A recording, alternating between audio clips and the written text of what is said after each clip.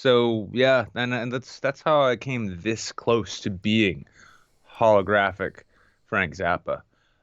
Would have been a lot of fun, but Nobody would have noticed. Nobody would have fucking noticed. yeah, they were all like, oh, we want a real hologram, and I'm like, I'm very versatile, but no one was trying to hear that shit. So, fucking Hollywood. Is what it is, man. It's a bitch. Welcome everybody to the Midweek Saints. It's Wednesday. Hump day. This was such a pain in the ass. For the record, shaving that beard off was done with a 5-year-old Mach 3 that I actually used to use on the regular before I stopped shaving. It would, I think a bit of slate might have done me better. Maybe. Honestly. Maybe. Yeah. It's like Are y'all torn up? well, I mean, inside or you mean the face? I already know one answer.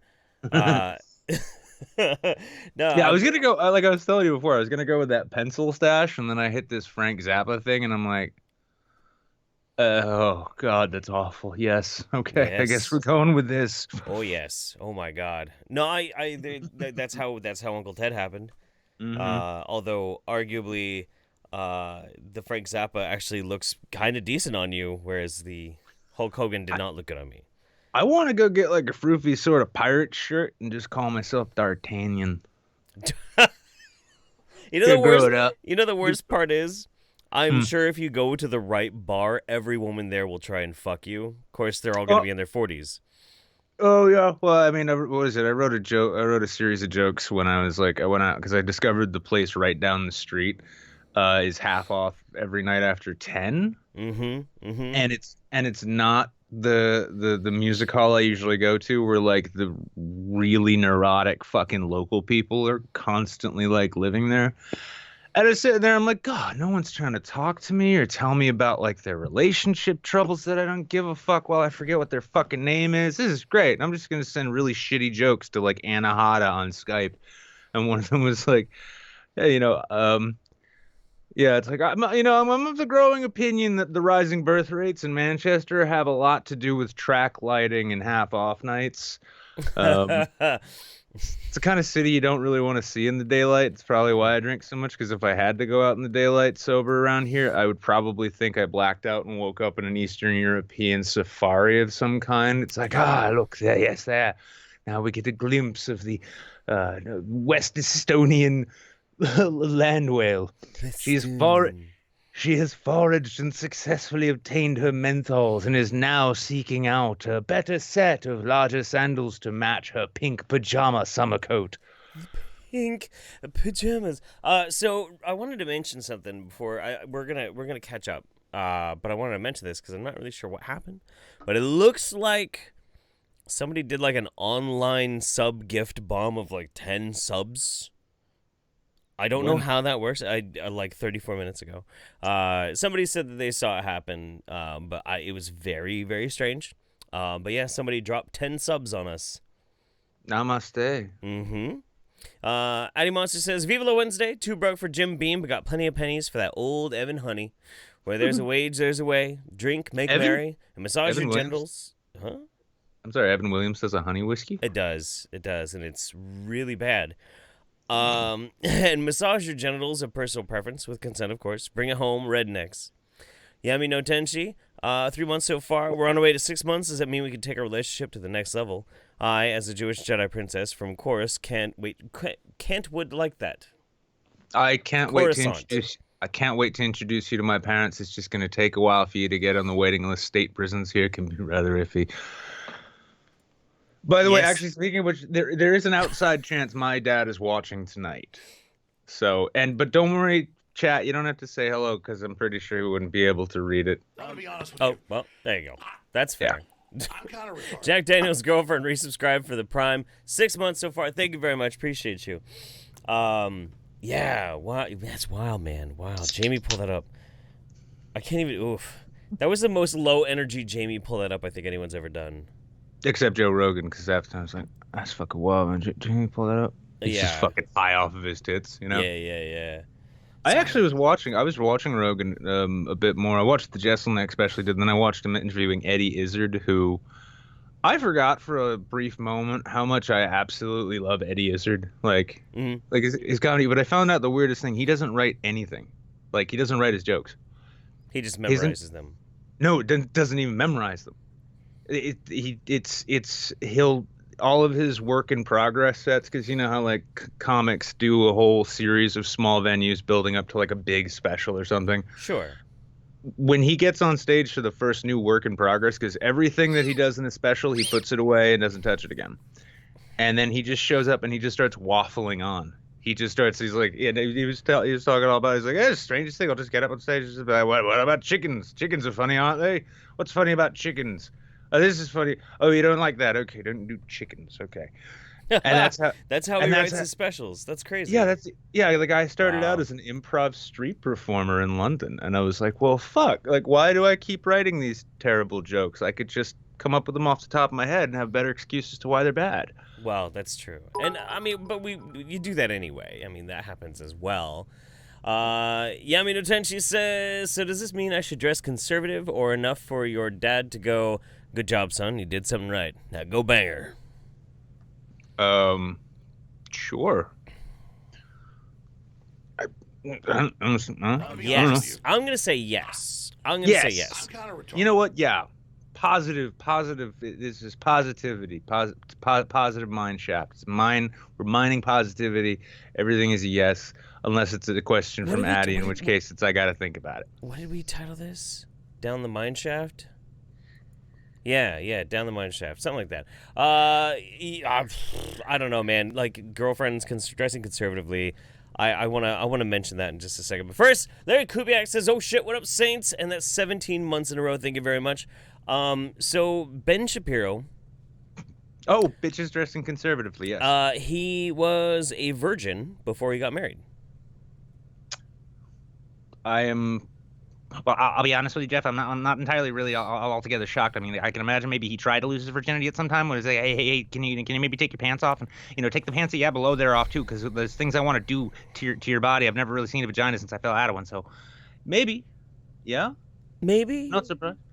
Crowder was too. Crowder was as well. Really? Yeah. No, he's proud of it. No, that's the thing. Hey, you know what? I mean, if they're happy with it, and if they've got happy marriages, and whatever passes for a healthy sex life in a marriage, well, good on them, I suppose. But, I mean, that is, in my opinion, no sex before marriage is like the ultimate fucking dice roll. Because I'm sure you have too. Yeah, I mean, like, there's good sex, and then there's bad sex, and then there's some sex which is so bad you kind of would rather have done something else. And if you don't know by the time you're getting hitched, well, that's buy the ticket, take the ride. Well, here's also the thing, too. You don't even know if physically you're going to have good sex regardless of whether or not you're good at sex to begin with. I was naturally good at the sex. I did great sex right from the very beginning, of course. I did the best sex. I did the best sex. It's terrific. It's unbelievable.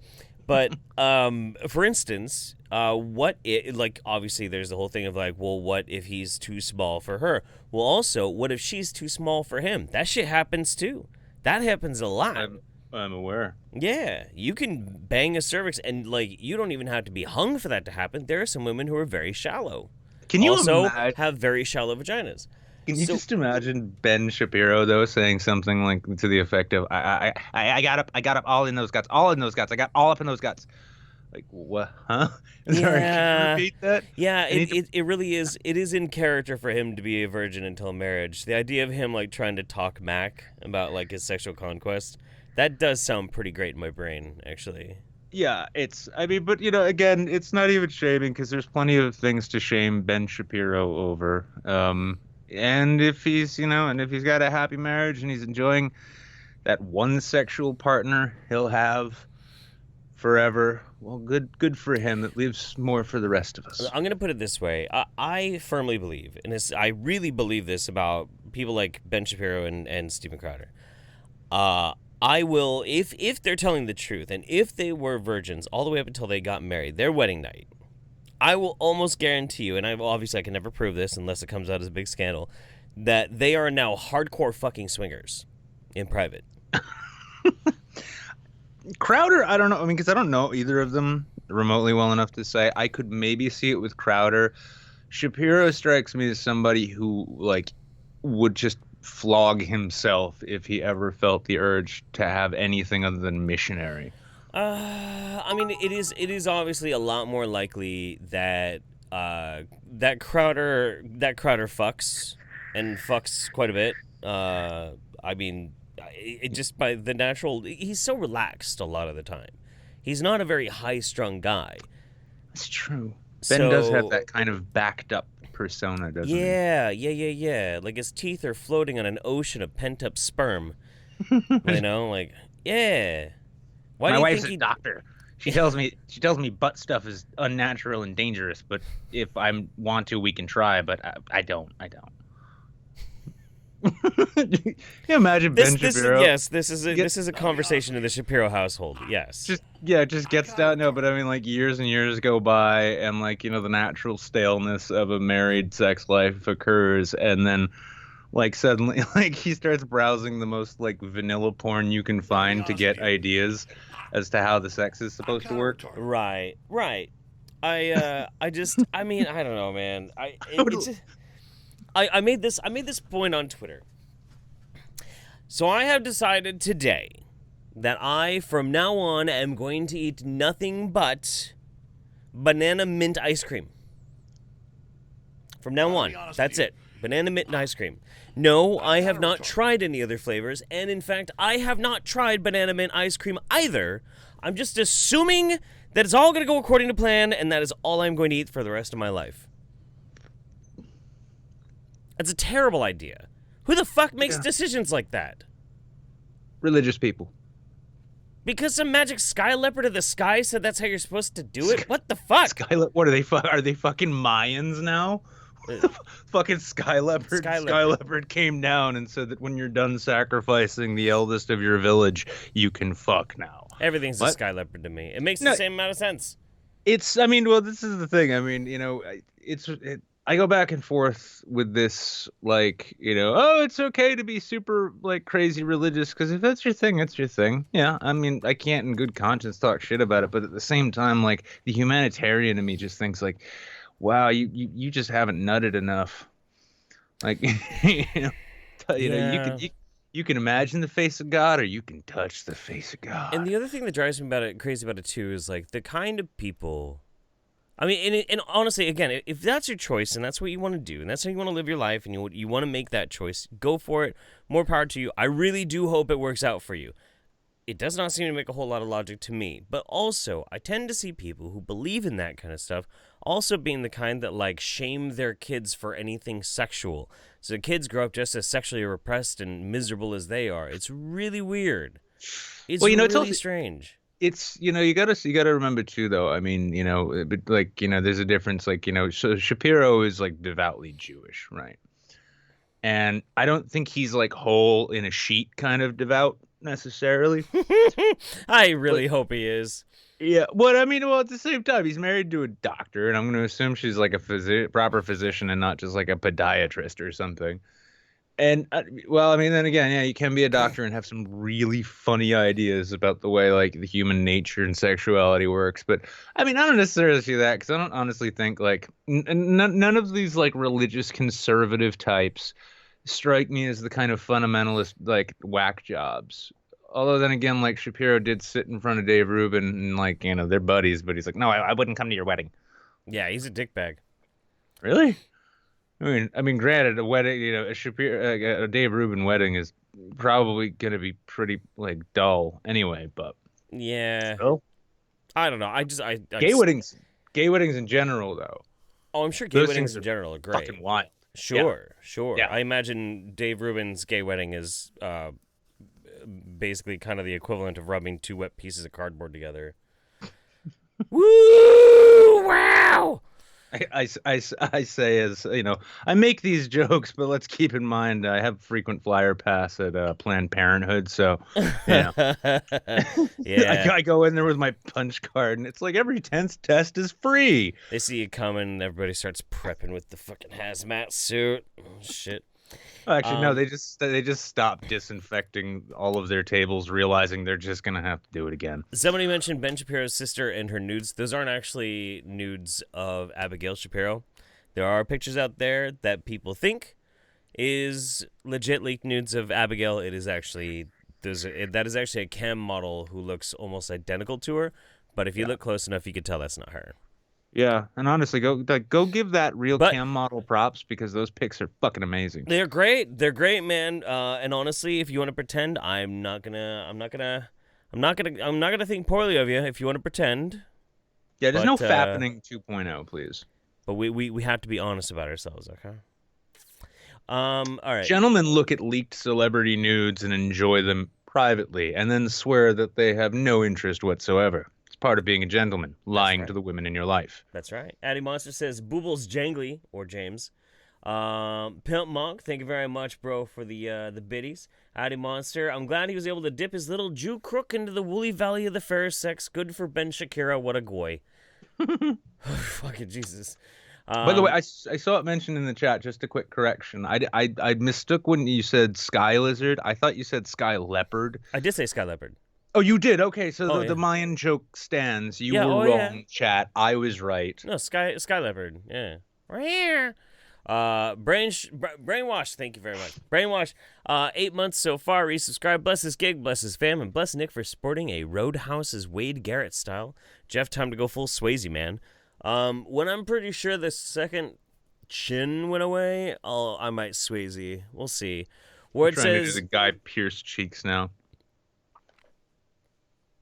I watched something with Guy Pearce in it recently. What was that? Was it Memento? I know it's hard to remember. No. Oh my God. Ward says, you know what girls say about size. I'll be Ouch. honest with you. I'm kind of retarded. That was cute. Caligator, resubscribe 11 months. Thank you very much, buddy. Oh, I remember what it was. It was Count of Monte Cristo. Oh yeah, he was good in that. He was really good in that. He actually made me aggressively angry. You know who was not good in that? The main guy, whatever his fucking name. Vincent was. Yeah, Caviezel. Jesus Christ. Jesus. Yeah. He was awful. Although you know who was great at it. Fuck, I forgot his name. This little Spanish guy. He was in Oh. Carlito's Way. Yeah. Shit. He's good in everything. As soon as he shows up, it's like, Zatara. Oh. Zatara, I must warn you away from this Pat Zatara. what do you think you're doing, huh? Yeah. Yeah, he actually filmed a movie up here a couple of years ago that I tried to get in on. It was all being shot in Vermont. It was just about a weed farm. Mm-hmm. And seeing the production, not the production stills, but the behind the scenes photos. Luis I'm like, Guzman. Luis Guzman. Yeah.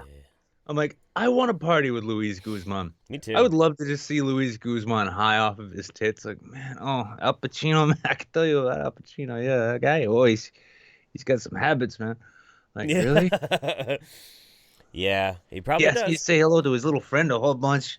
It was funny the first time. After that, I think he was just drunk. Jesus. Yeah, Luis Guzman is great. He was Dweezil Caviezel. Dweezil Caviezel. Oh, Addy. Go get a piece of bread. We got a ways to go. All right. We should. What? should. Do we have anything more? Not at the moment. No. All right, well, let's jump into it then, because this is some serious hard hitting news.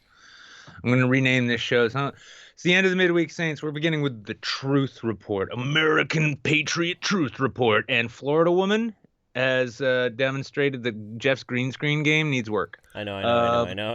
Hang on.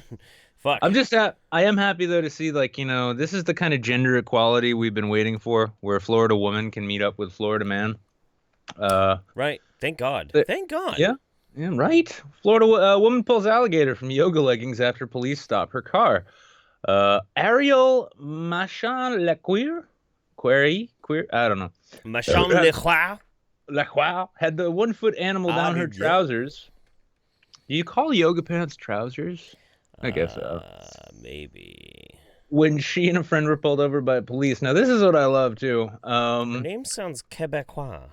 A little bit. Well, I mean, she could be like, Acadian New Orleans who just moved to Florida because it just wasn't weird enough in New Orleans. That's for her. true. Yeah, it could be. So, a woman from Florida pulled an alligator from her yoga leggings after police stopped her car she was traveling in. Ariel was with Michael Clemens, 22, when he was pulled over after driving past a stop sign in Charlotte County, Florida. The pair told officers they were collecting frogs and snakes from under an overpass. A classic first date in fucking Charlotte County. It's so romantic. Of course. The pair told, and Miss Clemens was allowed to, Mr. Clemens allowed police to search the pickup truck.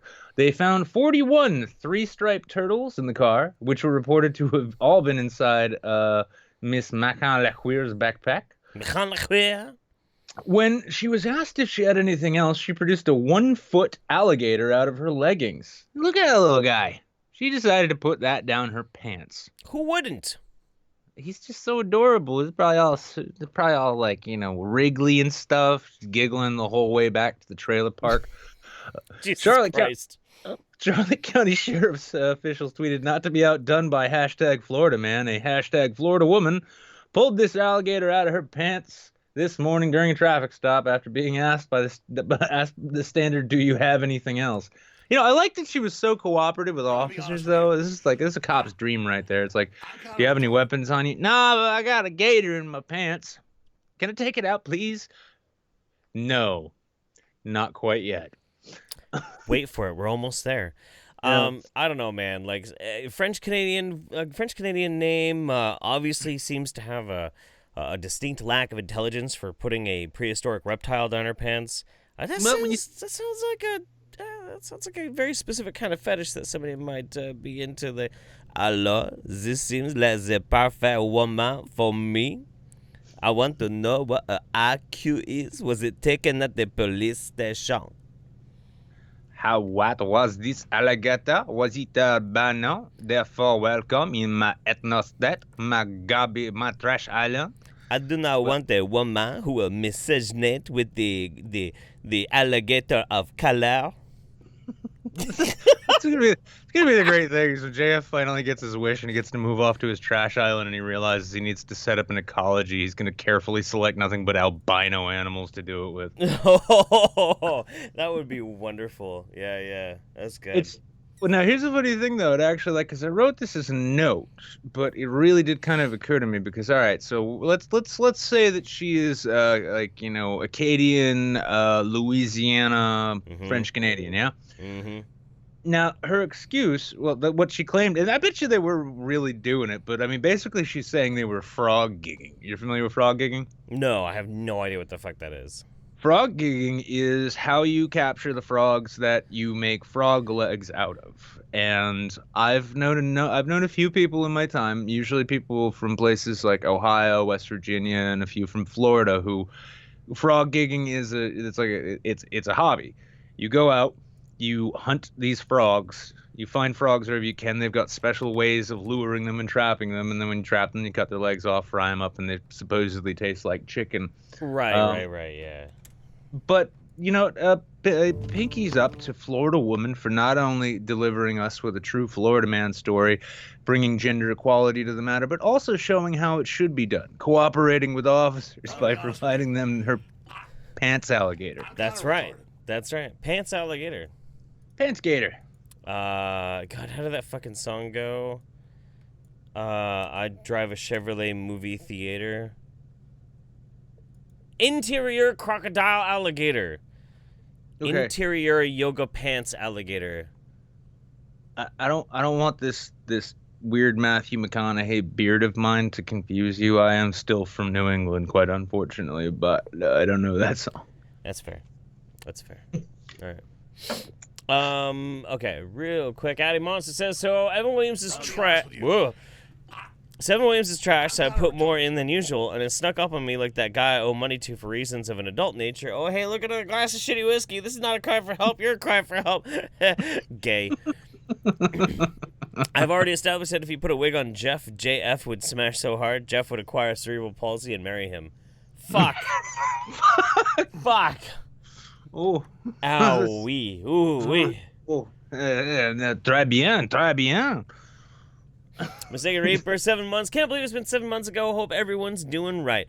I'm doing pretty great. So Anime Moon wanted to get our impressions of something. Of course he did. Yeah. That's what he does. He wants to know what we think of things. That's what we're here for. Why is that thing not showing up like it's supposed to? Fuck. I don't know. I am fixing it. By the way, I hope you all enjoyed the promo. Jeff hasn't seen it yet, so. I have not. No. I have not. And I feel awful about that. But You should. Yeah, you should. I linked it to you for a very specific reason so that you could watch it. Sweetie. I feel like Ben Shapiro's like second choice. Sweetie. It's okay, sweetie. It's an Ashkenazi orthodontist. All right. Wow, See, I feel like I need to go for the doctor. So somebody just recently, I'm not really sure what the backstory is on this thing, but I think this is a fan-made reimagining of utilizing decent CGI in the original Star Wars trilogy.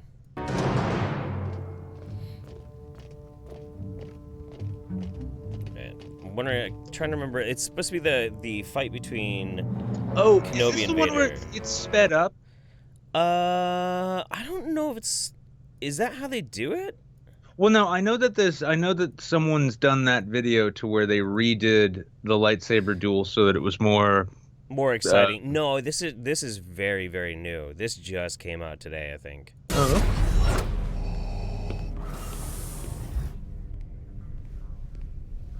Okay, I'm interested.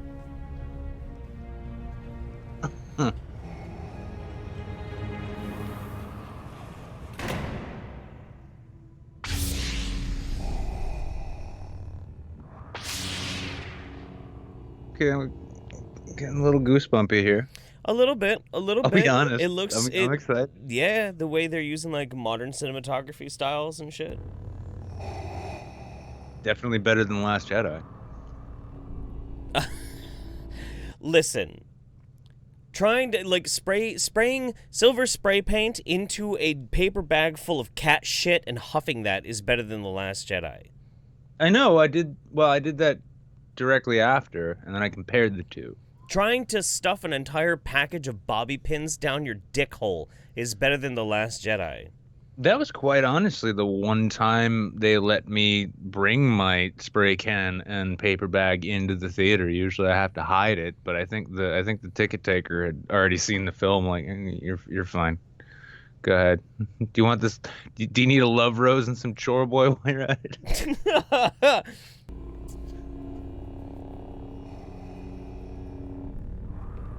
Our long-awaited meeting has come at last. The circle is now complete.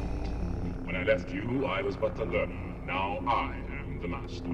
Only a master of evil, God. I like how, right before we get to some action, I also like how they're using stereoscopic audio effects to actually work with the positioning of the camera. That's great. It doesn't, like, sound as flat. I'll have to check it out afterwards because I'm still listening on my speakers, like, behind the camera and across the room, but it sounds great. Yeah. Your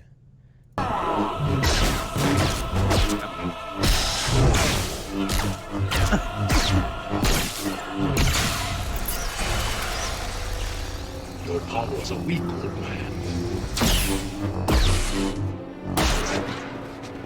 You can't win, Darth. Okay, I don't want to do this too much because otherwise, like, we'll get copy hit for this really hard. But Yeah. what do you think? No, I want to keep watching it. I'm genuinely I'm already of the opinion, like, for all of the CG Jabba the Hutt bullshit and all of the distracting crap that George Lucas put into the remastered edition, this is what we deserved. Sure, absolutely. I mean, I shit on Star Wars all the damn time because, well, the first one has its entire plot ripped off, and it's objectively not really that well crafted of a movie. It's just not, and nobody really can act very well in it except for Sir Alec Guinness. Everybody else is just dog shit. Even Harrison Ford. Don't even start with me. He was bad. His acting was bad. Not by 70s standards, it wasn't. Well, okay, maybe. Empire is a fantastic and excellent movie, and half of Return is an excellent movie. The other half is commercial garbage. But there is something magical and something special about Star Wars, and like this captures it. This captures it. It really does. So, before we, so you're talking about how Star Wars is not original, that the plot and everything was like ripped off, and the whole notion of a big space opera, et cetera, right? And that's fair. Yeah. But the other thing to remember too, though, is that in the same way that this has become so iconic as it has, it's really just following an original storytelling and song tradition. Really, it's the same thing with music, right? These days, if we hear something that sounds even remotely like something that we already know, we dismiss it as being derivative, when for centuries music was nothing but replaying and reimagining old songs that people had played. The same thing with stories. And if Star Wars is to be seen as merely like the culmination, like the height of the space opera itself, fucking fine. Because keep in mind, when they made A New Hope, George Lucas, sure, he probably imagined it was going to be he'd hoped it would be this huge thing. But it was kind of, stylistically, it beat out the competition. That's what worked. It was, the amount of like ridiculous space operas that were coming out back in those days, and especially like the reimaginings of old serials and shit. It hit that pinnacle. Here's the thing. And then when they did the sequels, they could run with that.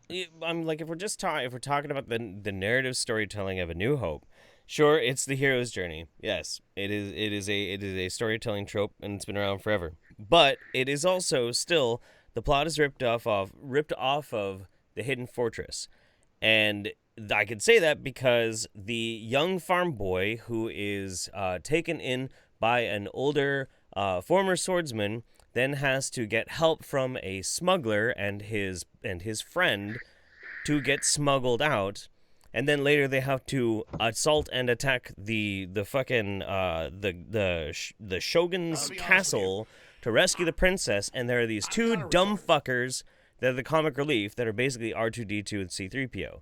Like, I'm not just saying it's derivative because it's the hero's journey. I'm saying it is literally ripped off of an old samurai's movie.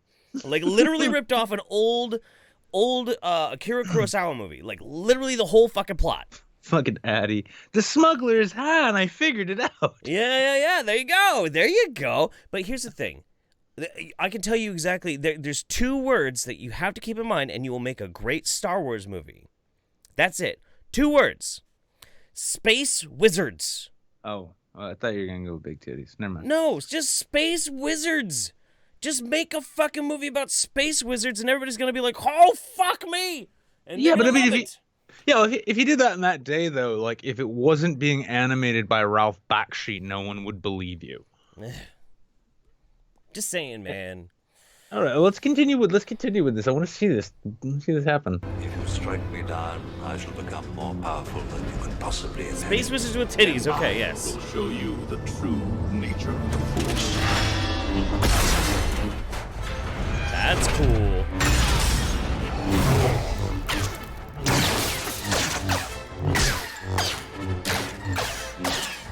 Fires the callback.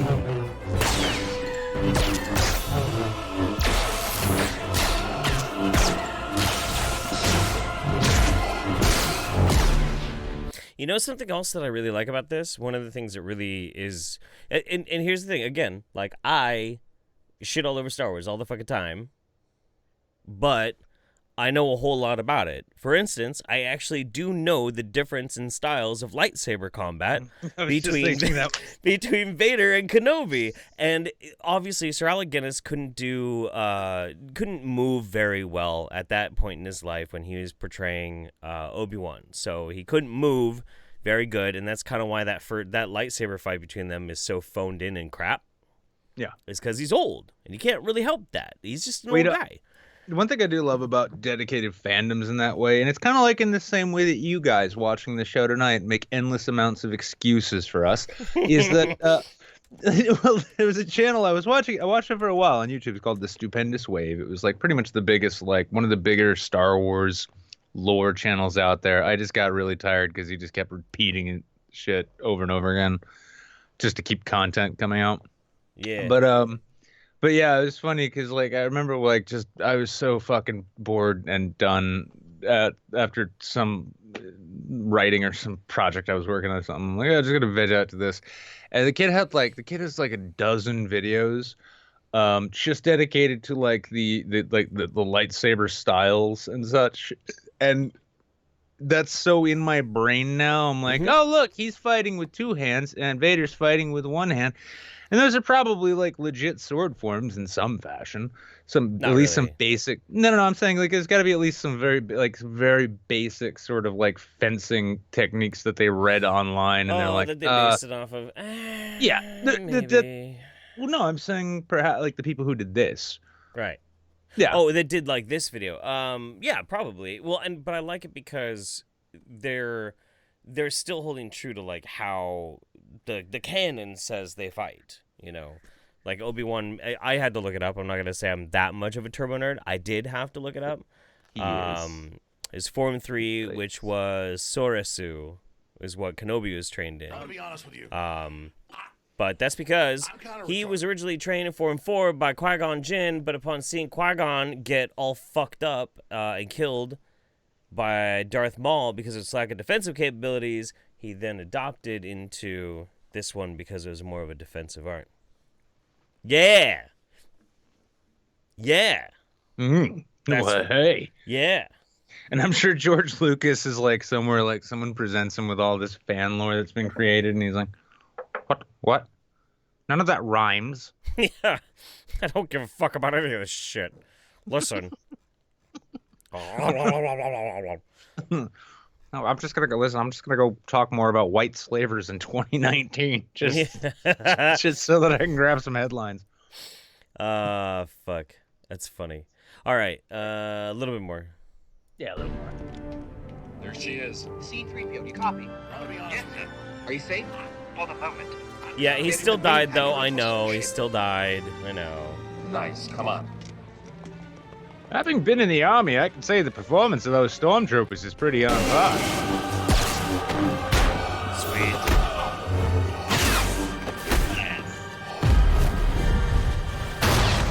Oh!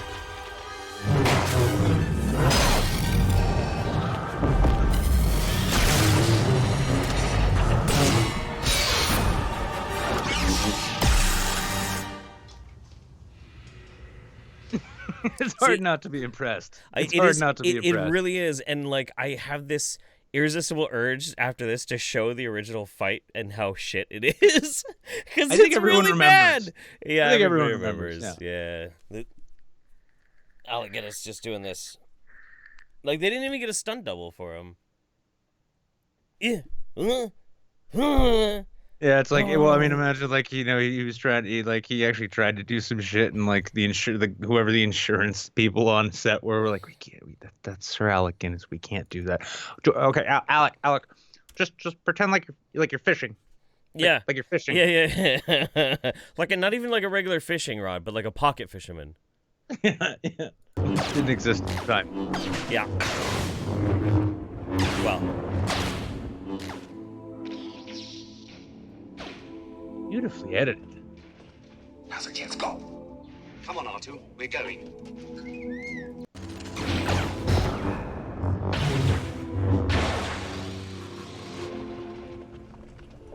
Ben? I like how they redid the music too.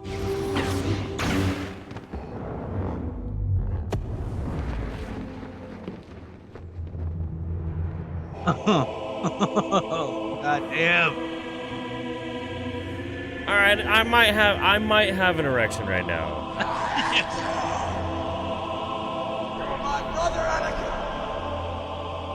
I love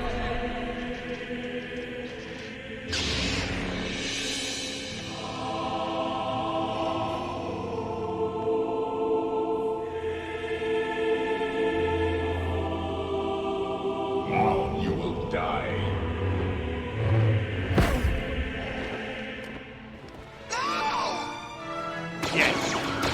Not bad. Yes. Not bad. Yes. No. That's good. That honestly, that fight right there, whoever did that, better than any of those jumpy, flippy, fucking prequel fights, by far. I'd say even better, because one of the saving graces about the new movies that I can give it some credit for is with the exception of that last fight at the end of Last Jedi, which was just this fucking Jackie Chan Jet Li bullshit. I have kind of liked their lightsaber fights. It's like two people trying to just murder one another with laser swords. Oh, in the new ones. Yeah, in the new ones. I will give them credit for that. Their fights are pretty good. That was better. That was better. That was probably, in terms of like reimagined canon and reimagined real Star Wars as it was. I mean, probably the best shit I've seen. I don't want to like Adam Driver at times because there's been plenty of reasons why I didn't like him for various reasons, but his training for doing lightsaber combat is really, really good, and I'm halfway through Black Klansman, and he was really good in that so far too. Adam Driver's a fucking ballin' actor. He's just I think he suffers from what I like to call the not the Harry Connick Jr., even though he's actually a much better actor than he's given credit for. Not Harry Connick Jr. Freddie Prinze Jr. But no, I mean, I know Adam Driver's a talented actor, but the thing is, like, so we didn't put this in the news, but you heard that the Olympic Committee is considering making lightsaber dueling possibly an Olympic sport now that the French Fencing Association has made it a recognized sword combat style. Yes, it needs to get more global acceptance and people who are practicing it. But yeah, I think that'd be great. Well, it would be, but I mean, part of the thing is like, so with fencing, it's about like, this is how you sword fight, and you get your points when you strike blows that would kill or injure your opponent. With the lightsaber forms, apparently, like, in order for a strike to count, it needs to like come back behind you before it comes in, and that is purely for dramatic effect. Yep. That shit was so full. That was full of dramatic effect, but I might have been too caught up in how cool it looked, but I didn't really see anything that happened there that didn't look like sort of a lightsaber combat move in the same way like the new films do that. Like it's no like whoa whoa whoa whoa whoa whoa whoa whoa, none of that shit. Right. So, I mean, maybe I'm fucking geeking out about that. I know. It was good. Thank you. It was good. Dragon of the West says, today's been a good day, so have some money. I had to stay home and smoke some weed while smoking some beef roast in my new smoker. Ooh, nice, dude. I thought you were like, I was home and smoked some weed while I smoked some weed. Like, dude. But nope. Yo, dog, I heard you like smoking weed. So we put some weed in your weed so you can smoke weed while you smoke your weed. Yeah. I'm old. Then I remembered it was Wednesday that I saw Star Wars Obi-Wan versus Vader reimagining. Holy shit. Yeah, it's good. I want to watch that high now. You guys need to check out Star Wars Theory. That guy did a Vader fan film, super high quality. I will have to check that out. That's another really good channel. I've checked that out too. Yeah. Thank you very much for the biddies there, Reaper. Addy Monster says, imagine knowing anything about your interests. Wow, lol, what a bunch of fucking nerds. Verge alert, am I right? Up top, bros. Hell yeah! And Larry says, warning, this will probably get you demonetized, but I still find this shit funny. Much love as always, motherfuckers.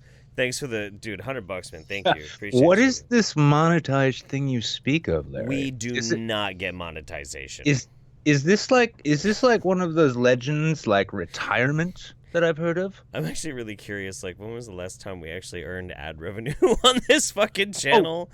No, I could say this, with the exception of the Sonic promo, my promos stay mostly monetized.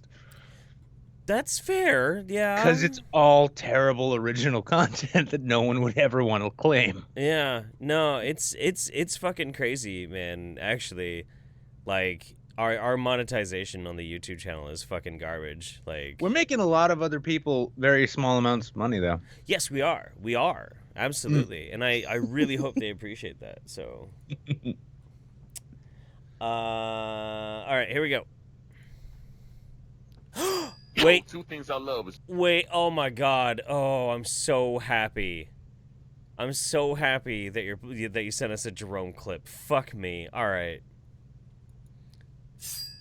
two things I love is Justin Bieber and your ass, nigga. What's up with you? Look, you may think I'm gay, but I ain't gay, nigga. There's a big difference between being optimistic and being gay, nigga. There's opportunities for being gay, but I ain't really gay. Because I ain't really gay, if you know what I'm saying. I'm gonna suck that dick. Are you bisexual? Is that what you're telling us? That's gay, nigga. I don't deal with that. So what exactly are you? I guess I'm open-minded. If I can be real with you, like I ain't gay, where we wanna go. but I will suck a nigga's dick. Yeah, you're Have you ever heard these before? No, no. gay. Look, if you say that, if you keep talking to me like that, dog, I promise you will get your dick sucked, dog. I'm gonna put it in a bowl of salad, toss it around, and suck that dick. Look, he can call me gay all he wants, but you know he gonna get his ass beat, then his toes sucked. Cause I don't play that shit. I'll suck your toes, dog, and make you think I ain't gay, but I ain't gay. Cause if I ain't gay, then I ain't gay. You know what I'm saying? Well, your name's Yeah, Breaded dog. Chicken, so I thought you were black. I ain't black, Oh. nigga. I'm Asian. A little Asian boy. Yo, look, real shit. Nigga, me sing whole thing along me. I'ma suck that dick. Oh. Hey, have you ever had Billy Goat pussy? It's real tender. Yeah, I bet your dick tender. I feel like grilling that shit and then eating it, but I can't eat your dick because you probably need it. You're a fucking faggot, dude. Dog, you better watch what you saying, dog. Real talk. 10 of my niggas gonna come over there with spatulas and spank that ass. Breaded Chicken, you want to be my boyfriend? Look, I ain't gay. Boy, you ask me gay questions like that. If you ask a straight boy those kind of questions in the real world, you're gonna get your dick sucked. Yeah, you gonna get your dick sucked, nigga. That nigga know already.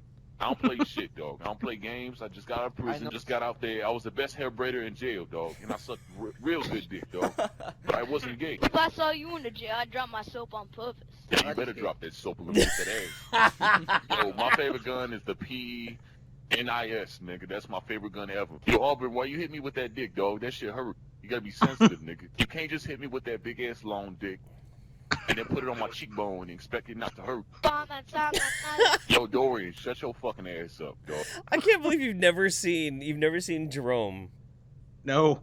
I Wow. can't believe I haven't either. Jesus Christ, dude. Breaded chicken is fucking amazing. 10 of my ninjas come over there with spatulas and smack that ass. Yeah, put your dick against my cheekbone. I don't know if he does this anymore, but like I watch these obsessively. They're fucking great. Well, it's that's a lost genre these days. I mean, I haven't seen shit from Daniel from Second Life in ages. I've been trying to okay. I have a sketch idea for running around in places like Second Life, and I tried to get my buddy Dean to do it with me, but then he didn't even record the whole thing that we did. We hung out for like 6 hours, and he didn't get his footage. Well, I only had my footage, and it wasn't good enough. But every time I bring it up to somebody else, I'm like, hey, let's do this thing in Second Life. They're like, yeah, but I'm not downloading Second Life.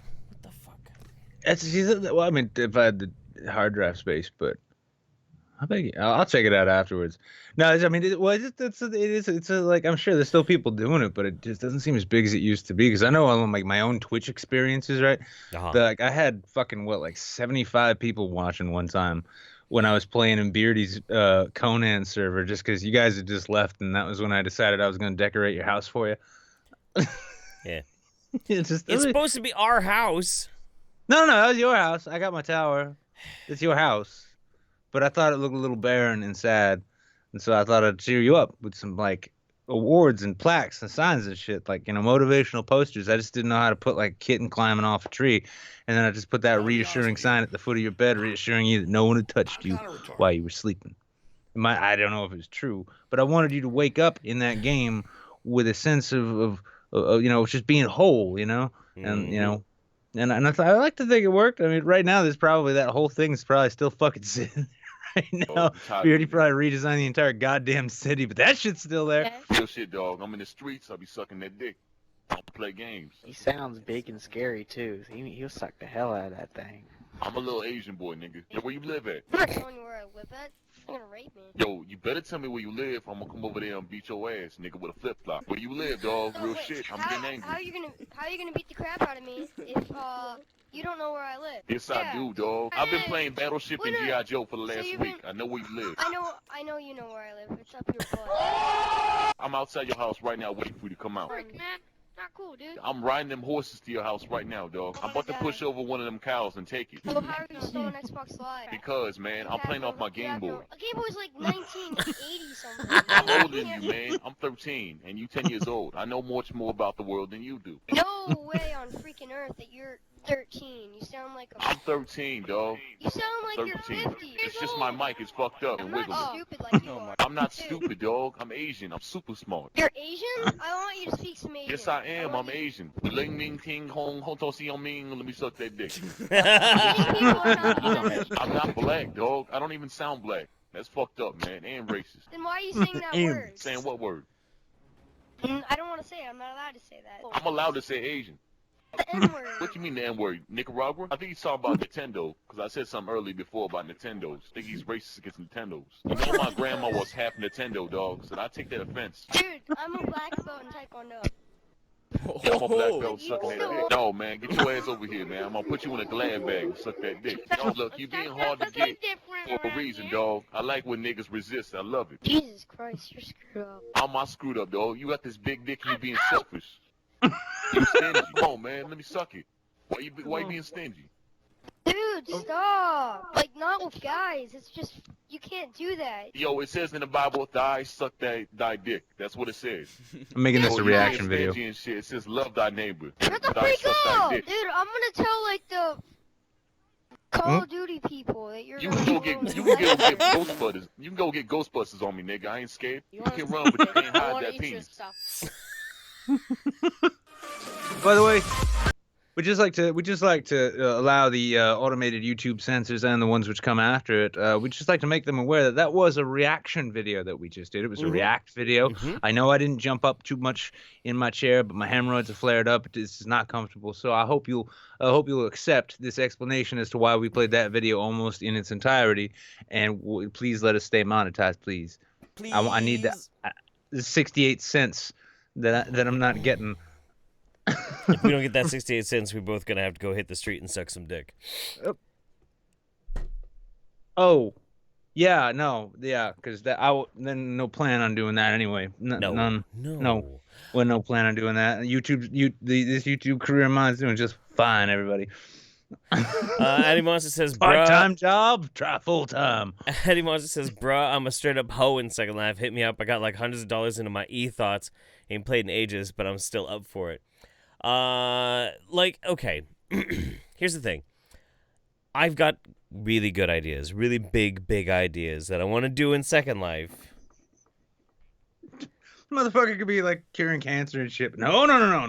I got Second Life to be done. Big ideas. I'll be honest with you. I got my friend Dean to make a character. I was playing a news reporter and he was playing the camera woman. And even got like poses and like a nice business outfit and a camera and shit, and like we walked all the way around like to harassing people in sex simulators. It was hilarious. But still, the fucking guy did not record his goddamn footage. It drove me crazy. I just want to go into like a Second Life sex simulator, set up like what on the outside looks like this crazy kinky ass dungeon, and then inside just fill it with Sesame Street shit and ask everyone who comes in there, "What's wrong with you? What's wrong with you? Why are you here?" I still think Second Life is hilarious, man. It's so much fun to fuck with people in that thing. And I'll take a look after the show and see if I've got enough hard drive space to put that shit in. And if we do, it does not take any hard drive space. Oh. It's old, dude. Second Life has been around for fucking ever. Oh, that's true. Maybe we could get my buddy Shrek to give us some complimentary horse dick. Addy says, does anyone else remember a time when it was okay to sexually proposition a minor on Xbox Live? Me neither, but it's still funny in 2019. Yeah. Yeah. It's good shit. Fucking hell. If you need ins, I got ins. I was a legit stripper in Second Life for like 5 years. A legit one, not like one of those fake Second Life strippers. No, real. I'm wondering if maybe me and Addy have fucked like way back in the day, digitally. And I was gonna say because you might have also played Second Life together. Who knows? That's what I'm saying. Yeah. Oh, I get it. Did you ever run into a dude who looked kind of like Pinhead from Hellraiser, but instead of nails, it was dicks? That wasn't me, by the way. I'm just curious. That's Steven Crowder. Yeah. That's yes. He was struggling through an awkward phase in his life right up until he met his wife at a bus stop. Yes. Absolutely. All right, so start jumping in the waiting room, guys. We'll do some news with you, and we'll. Yeah, because I really like this next one. I'm really excited about this one too.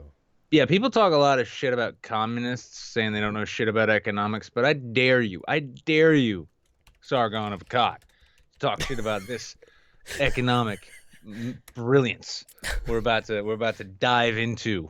Listen. Head first, noses pitched. But yeah, by all means, guys, link in the description of the Twitch page. Yeah. Hop into the Discord, hop into the waiting room, and we'll roll here in a minute.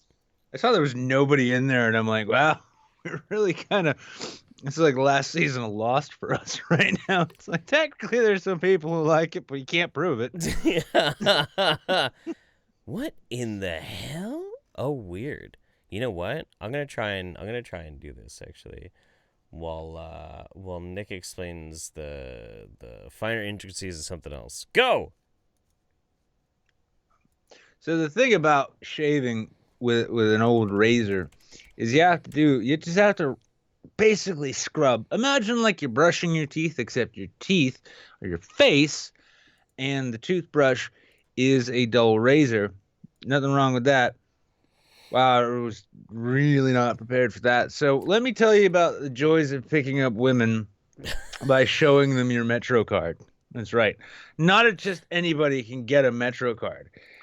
And depends on the city. But if you're in a big city, like if you're in Los Angeles, you can show that shit and start a whole conversation because most people don't even know they have a train system. That's right. This has been your informational infrastructure power hour. Keep going. Minute and a half. Oh, Jesus Christ. How fucking big did you make these, Callie? Holy shit. Now I'm even more distracted. The fuck am I supposed to do with that, dude? It's like, what are we talking? It's like Jeff's like, you know what? I'm gonna let Nick do the show now. I'm gonna go check out like titty variations in Second Life real quick. That's not what it is. No. Callie sent me something. I want to see if I can get this set up. But yeah, these are fucking massive, dude. Holy shit. It's like we've got a step beyond giving up on monetization on YouTube, and right now we're just gonna post the videos so that they get struck down by the algorithm. It's like that's a lot of really big dicks.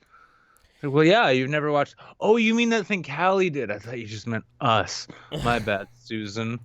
Hey, maybe I can be a mumble rapper and meet you at a pool party, and you can tell us how you can get our numbers up from these amateur numbers. You gotta get them numbers way up. Susan Wojcicki.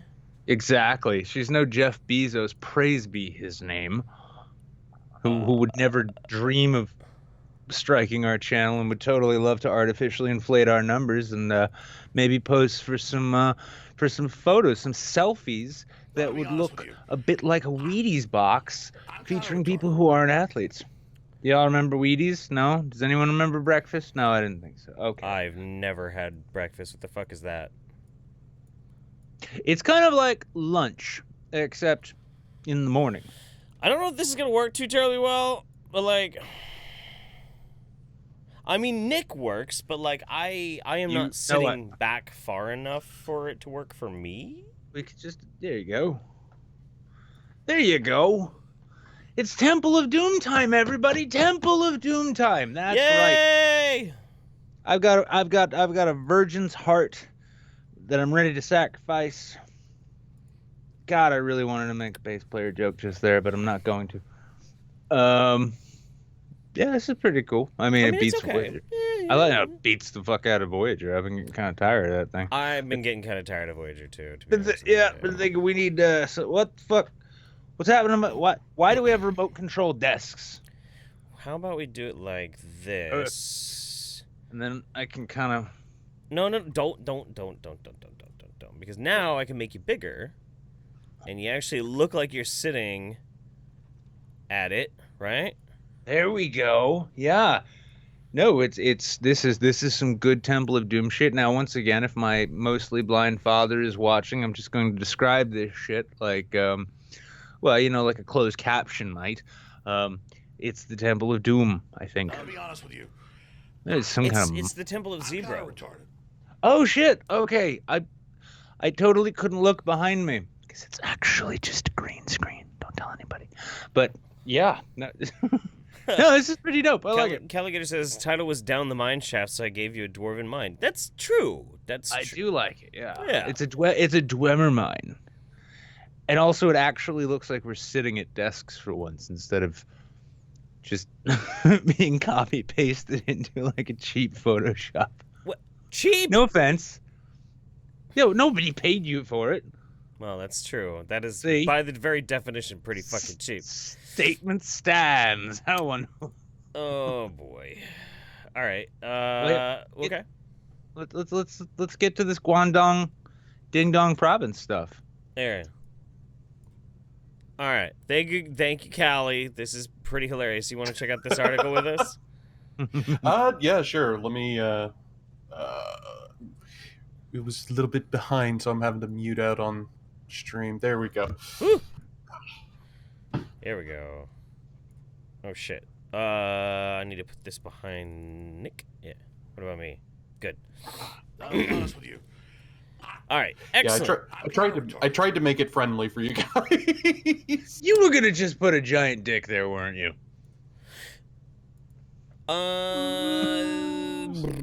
It's like, well, I wasn't before, but I wouldn't really complain, to be honest. Store owner exchanges fresh eggs for stinky dog poo. I'll be honest with you. Oh no. That's the going rate of exchange these days, so you know. This is bad considering I just had eggs earlier. This isn't. No. This is a good story. This is like the Chinese version of the sharing economy. Okay.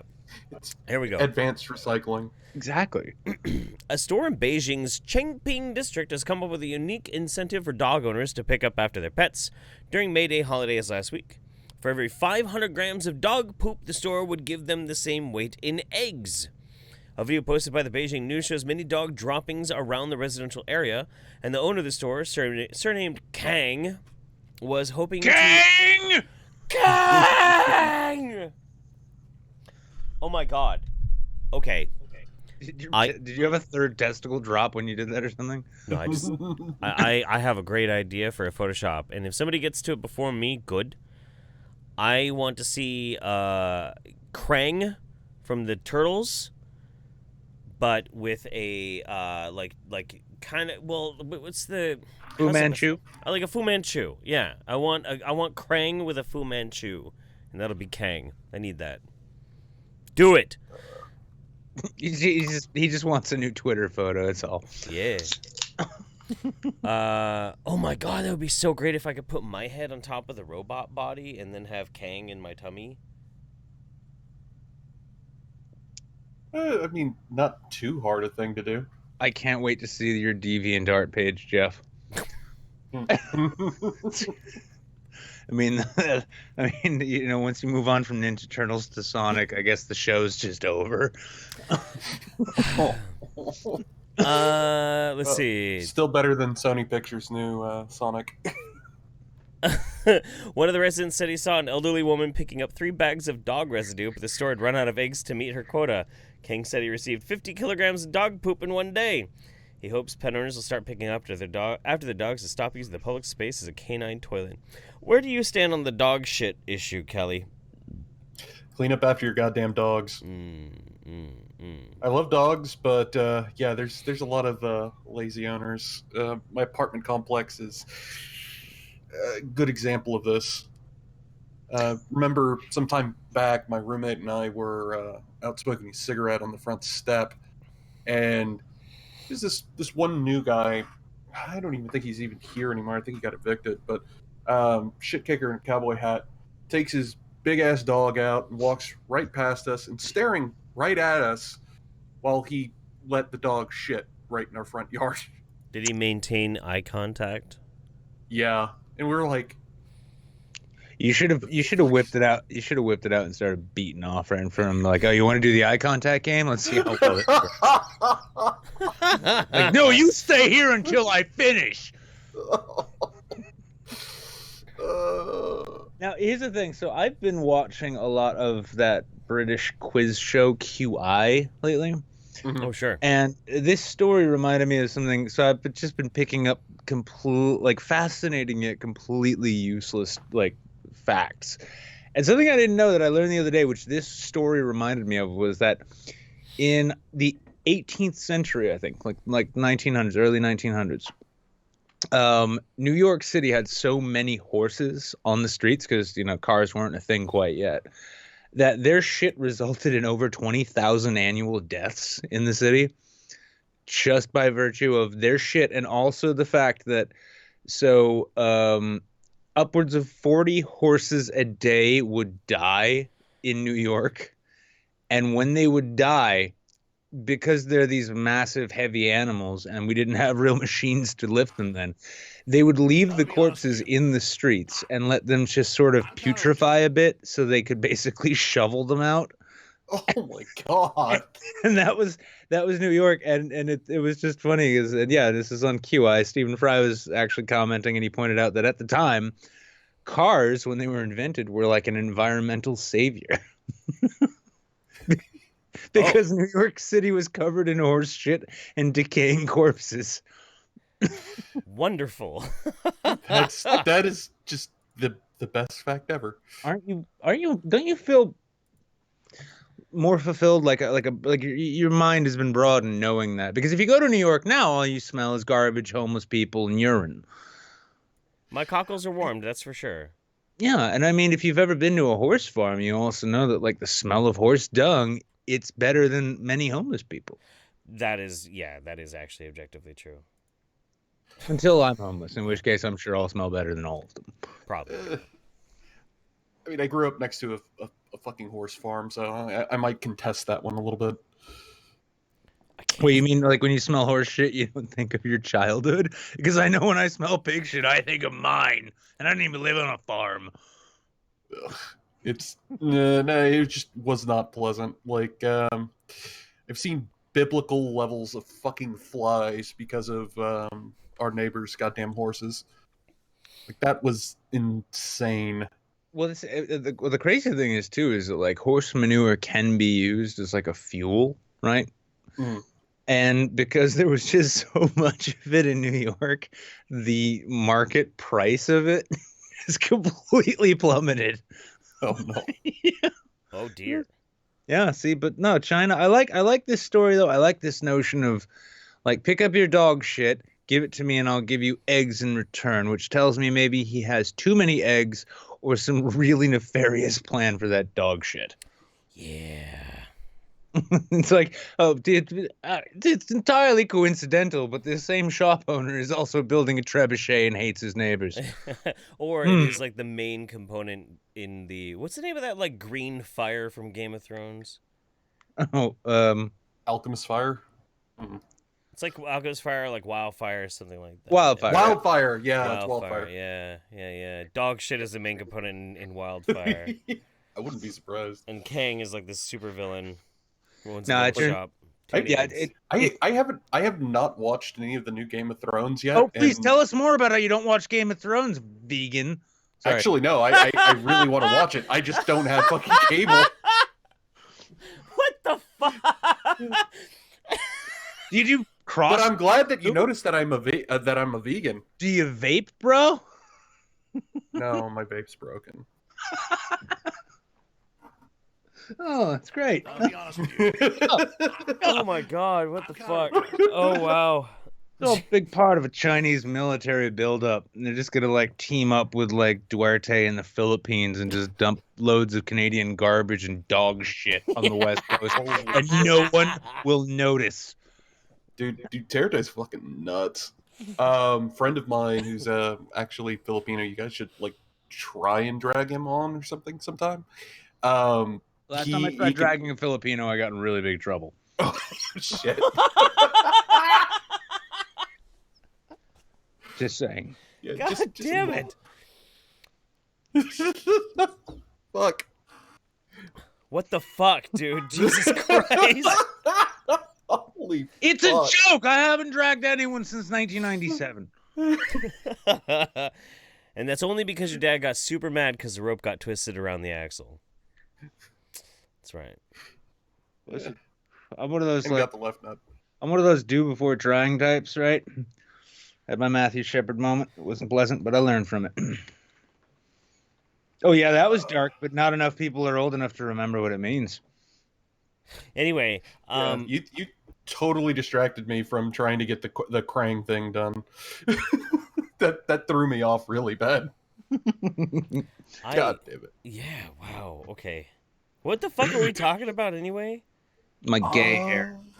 Your gay hair?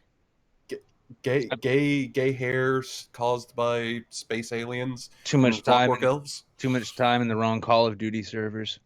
No, yeah, that'll happen, man. I was turned, my ninja. I was turned. You were turned. turned. I was turned. You were turned. I was turned. I was turned by this gay agenda. Lord help me, please. So your Filipino friend who has a personal story about Duarte. Oh, right. Oh yeah, he No. He's been telling me about this since the whole thing with Duterte first started, took off.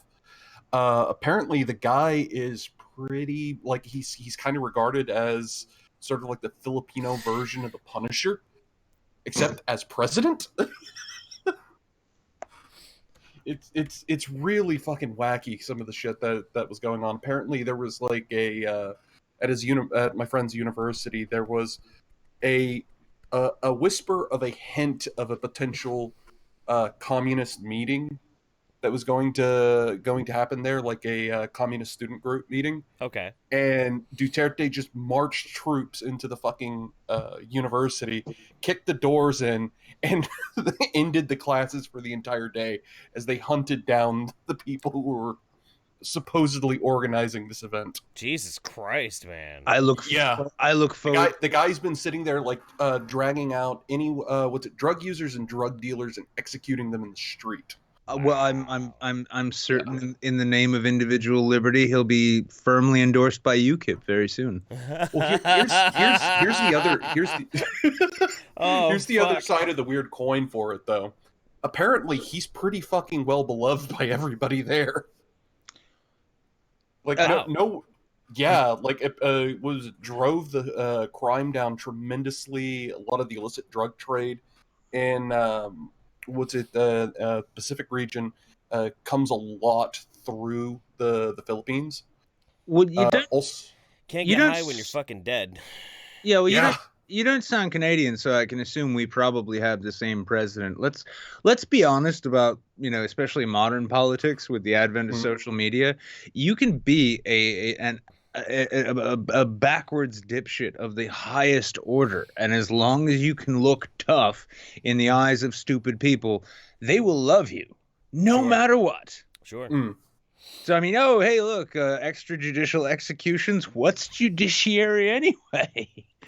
And it's a bunch of commie bullshit to me. Well, it's a classic thing though too, because as Americans, we're spoon-fed this notion of individualism and tough, like I'm an individual, all this shit, right? And I don't want no one telling me what to do, but we forget that lots of countries have much longer histories than we have, and lots of those histories are filled with so much misery that lots of these places, Russia, love strong-arm bosses to just show up and say, I'm in charge now, don't worry, everything will be fine. If I kill some of your relatives, at least you're still alive. I mean, maybe there's something to be said about some innate portion of human neurophysiology that sort of predisposes us to these sort of things, because this isn't a modern thing. If anything, that's sort of been the de facto for human history since antiquity. Yeah, when you really think about it. Well, I mean, when you think of leadership, especially if you live in a place which is regularly in any fashion faced with really serious problems, and you can't fix them yourself, you want a strong boss to just show up and fix it for you. And all the other nasty shit, even if there's not a real problem. I mean, we get this in the U.S. all the time. People make mountains out of molehills, saying it's a national emergency and this and that. And then all of a sudden, everyone backs up behind them because A, I'm scared, and B, he'll protect me. And so, yeah, it makes sense. There's a reason that military dictators stay in power and we don't see consistent, like, French-style revolutions where they're cutting off aristocrats' heads. Mm-hmm. Yeah. What you said, Callie. Yes. Give us something good. What's been going? What's good this week? Stuff to show, promote, put out there. We have the D&D show on hiatus at current, but we're looking to start another side campaign coming up here. It's going to be set in 5e, so it's going to be a little bit more classically swords and sorcery sort of fantasy affair. Cool. Are you the DM in that? Mm-hmm. Okay, I want to ask this because I asked this. I believe I asked it to Anna Hot of Hearts because she does a lot of D&D.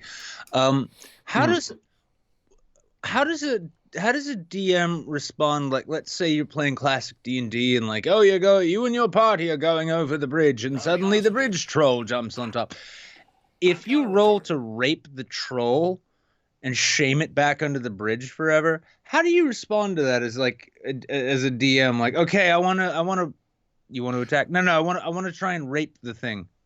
Roll to grapple. Actually, there is actually legit codified rules for it. So you make That's a strength fucking check. horrifying. What the fuck? Wait. Have you never heard of the fact of what the fuck was it called? Shit. It's not Gorian. Gorian is that weird BDSM tabletop. You roll a perfect 20 and 20, and then all of a sudden it's like, well, no. okay. There's actually a like absolutely bemoaned tabletop game that's out there. Fatal. Yes. Anal with the fucking anal circumference chart. Yes, Fatal has an anal circumference chart. Yes, it does. It absolutely does. Yes. Let's say the damage charts have separate entities for both rectum and anus, and such a wound requires a die roll to determine the number of chunks of poop that are inadvertently released. Yeah. No, it is it gets worse and worse. Like they managed to release a second edition of it at one point, and it didn't sell, and thankfully it died from there. But it has largely been a staple for tabletop gamers to point and laugh and say, well, at least the system isn't fatal. Well, you see, kids, this is why sex before marriage is vitally important. But I just picture it though. It's like you successfully rape the bridge troll, and it doesn't die. It just crawls back under the bridge and never comes out of absolute shame. And the village people celebrate you for liberating their bridge. You'd be surprised. We had a IRL game that local game. Yeah, an IRL game with a rape stat. Oh god. Yeah, I didn't think that phrase through too much. But no. Human occupied landfill. Playing... Oh no. Do you play Freebase? Anyway, go ahead. I'm sorry. Oh no, that's okay. A friend of our friend who was our DM's manager from working at Walmart was playing as the half-orc barbarian of the party, and his entire thing was any enemies that we managed to defeat, he would rape because he was half-orc. I never read that in Tolkien. Big yikes from me, buddy. Yeah, it was one of those awkward moments where everyone was laughing at the table, and then we turned and looked at him. He's like, why are you laughing? I'm serious. Another big yikes from me, buddy. So I'll link your Twitch in the description, all right, buddy? All right. One other thing, if you don't mind me shilling it. Sure. If anybody is looking at having any sort of like advertisement, graphic work, things like that done, just contact me in DMs. I do my main day job is that of a commissioned illustrator. The background, I whipped that together real quick for you guys right there out of Photo Bash assets, but I love it. I've done paintings for the two of you and whatnot, and also our lovely friend Io in the Discord. I did the logo for hers and her soon-to-be husband's what was it? Their leathersmith and ringweavery shop. Nice. Do me a favor, Callie, before you leave. I mean, at any point, but at some point, shoot me just a reminder DM via Discord. There is actually something I need to talk to you about regarding this illustration stuff. So Sure. Yeah. All right, cool. Later, buddy. All right. Y'all take See you, man. I gotta say honestly, Jeff, after that conversation, I kind of want to open my own like fetish sex club that's D&D based. It could be like a whole LARPing thing. Think about it, yeah. Okay. It's like, so yeah. Oh yeah, you want to jump on the table with the girl with the elf ears on, sure, but you have to roll first for what you get to do. I suppose Consider that a trademark, internet. If I catch anyone doing that, they're getting sued. You're getting so sued. Through an LLC, though, I can't for the life of me actually fess up to owning that. Why can't this? What this Some unzoom? There we go. This dragon on the west, Smeet. Is Smeet? It's Smeet. He's Smeet. Yeah. What is that? Is that? It look like a beef shoulder, yeah? I don't know what it is exactly, but he did say, I DM'd you guys some photos of my roast to make you hungry. Nick, if you show up at VidCon, I'll bring some. Also, Jeff, I thought you were going to show up on the Morning Wood yesterday. I was going to. I have had some stuff I had to deal with in my own private time that, yeah, I kind of missed it. I already apologized to Pimp. I love Pimp. We'll make it happen soon. I didn't have to apologize because I didn't get invited. Well, Yami says, sorry, I was looking at my fingers. What did I miss? Andy Monster says, breakfast? You mean that double shot of vodka before leaving for work? Indeed. Jeff, can you make That's True shirts? I'll buy one probably when I stop being poor. No, but I could make them and then offer the design to the Angelic Initiative and see if they'll sell them. And if they will, I'll buy one too. We don't even have merch anymore. Why are we giving merch ideas to other people? I'm not gonna use their images. I just want to convince them that they should have merch, and then I'll sling merch for them because I want Jamie to go on a date with me. Andy Monster says, "Don't play gay chicken with gay people. You will lose." You're damn right. Think about it. Every horse is just a Mr. Hands waiting to happen. What a waste. What if all those Chinese eggs come from gay chickens? Ooh. Okay. And that's why he thinks they're only worth dog shit. China, it's 2019. It's time to catch up with the rest of the world.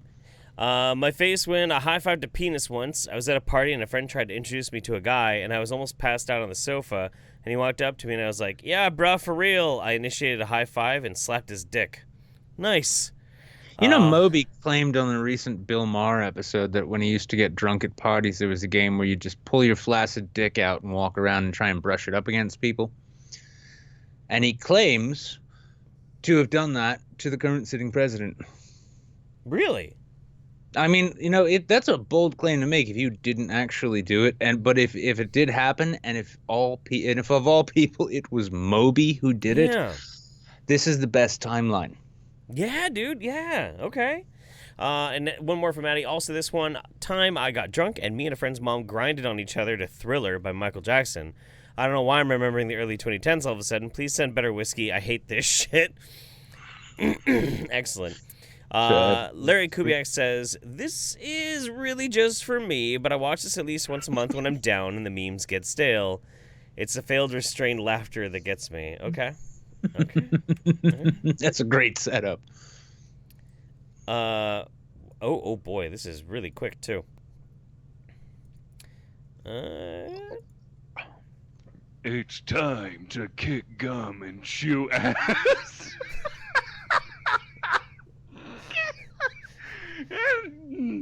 and I'm all fucking dick kick him. I'll watch that again. Fuck. I think we need to put that as the new, just that whole video is like $50 or more in Streamlabs. I don't know. Maybe Streamlabs will let me do that. That'd be cool. Yeah, because we also had another genius one from last week, which I can't remember that I think you forgot too. Yeah, I can't remember that one either. It's time to kick gum and chew ass.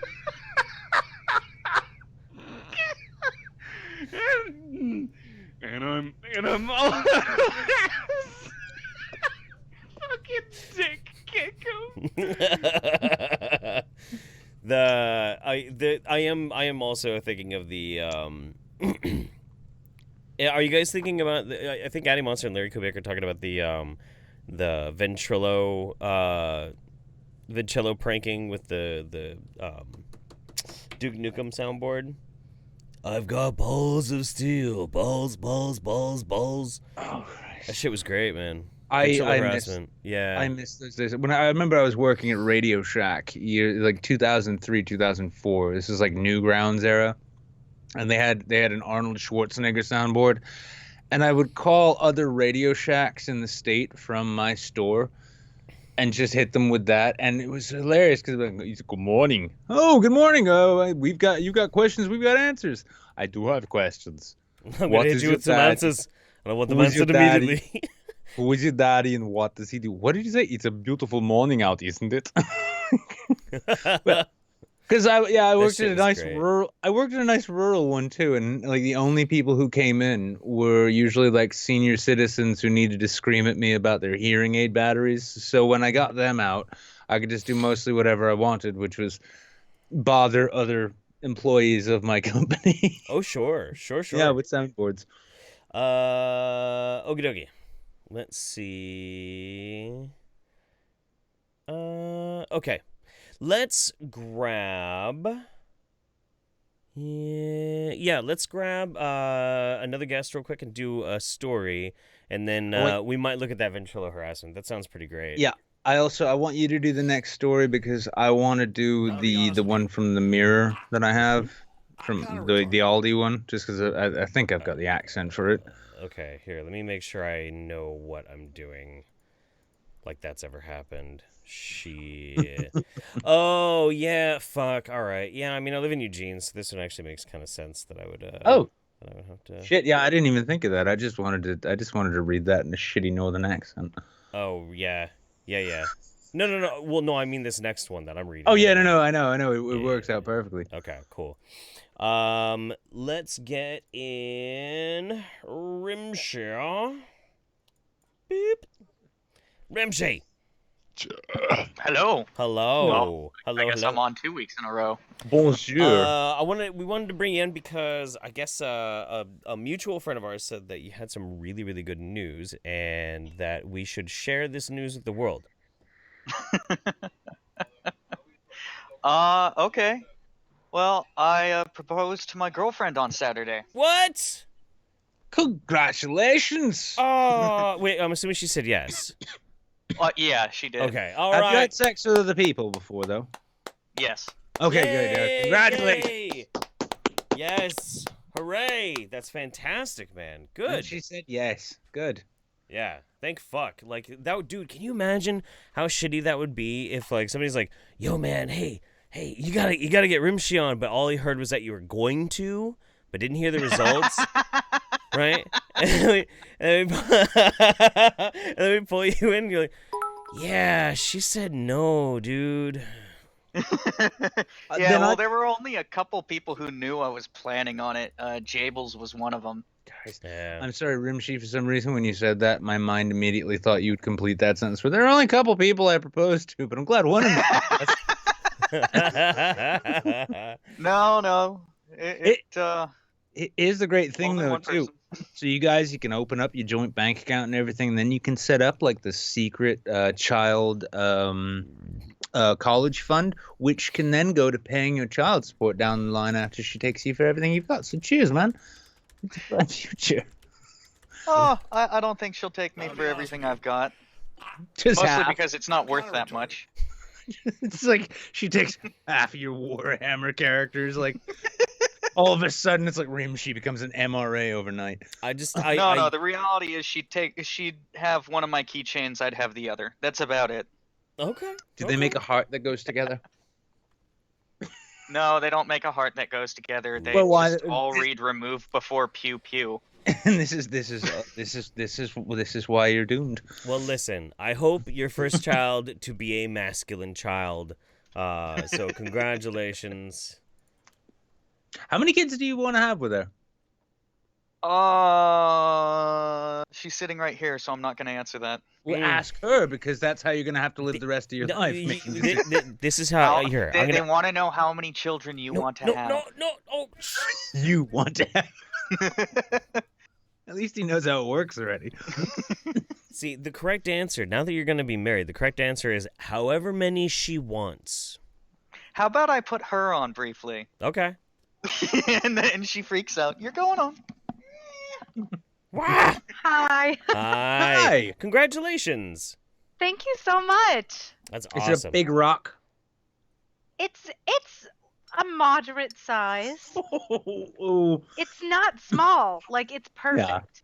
Yeah. I told him that I never would have picked it for myself, but looking at it, it's the absolute most perfect ring Now, ever. were you surprised by it, or was this the kind of thing like you were waiting for it to happen? Well, we've been talking about this since, like, I don't know, I say we, as in I haven't been doing it. But I've been talking to him about this since, like, the second month of us dating. Oh, sure. I've been like, all right, so where is this going? Mhm. I need some assurance. But I bother him about it sometimes, but I hadn't been for like 2 weeks prior, so I was completely shocked. And he was dropping hints like, how would you respond if I asked you to marry me? Just curiosity. He's super, like, he wants to surprise me with things like this, so he was like, I think I knew that he and his sister had gone to go look at a ring, and I was like, all right, so just, did you do it? I'm going insane. Did you go look at it? And he's like, you get your hopes up. So I was like, oh, okay, maybe he didn't do it, so I'll get sad now. It's cool. And so I stopped thinking about it, and then all of a sudden, he popped the question, and I was super shocked. Aw, well, that's great. How did he do it in like some fancy manner? It was not fancy at all. No. We were watching Star Wars because it was Star Wars Day. Oh, nice. So we're watching A New Hope, and it got to the medal scene where Han and Luke were coming out, and I was like, oh, I like this scene. Their outfits are cool, la la la. And then he, like, whips around in one fluid motion and is like, will you marry me? Nice. And I was like, what the fuck are you saying? What? What on earth is this? Wait, he couldn't wait for the I love you / I know scene. Yeah, well, that's exactly, I love that scene. That's but Empire. He asked me which my favorite movie was, and I was like, well, I like A New Hope because, you know, it's a new hope, so it makes the series feel good. So, yeah. I was really expecting more out of Jeff from that. No, that's fine. That's great. No, that's awesome, man. That's great.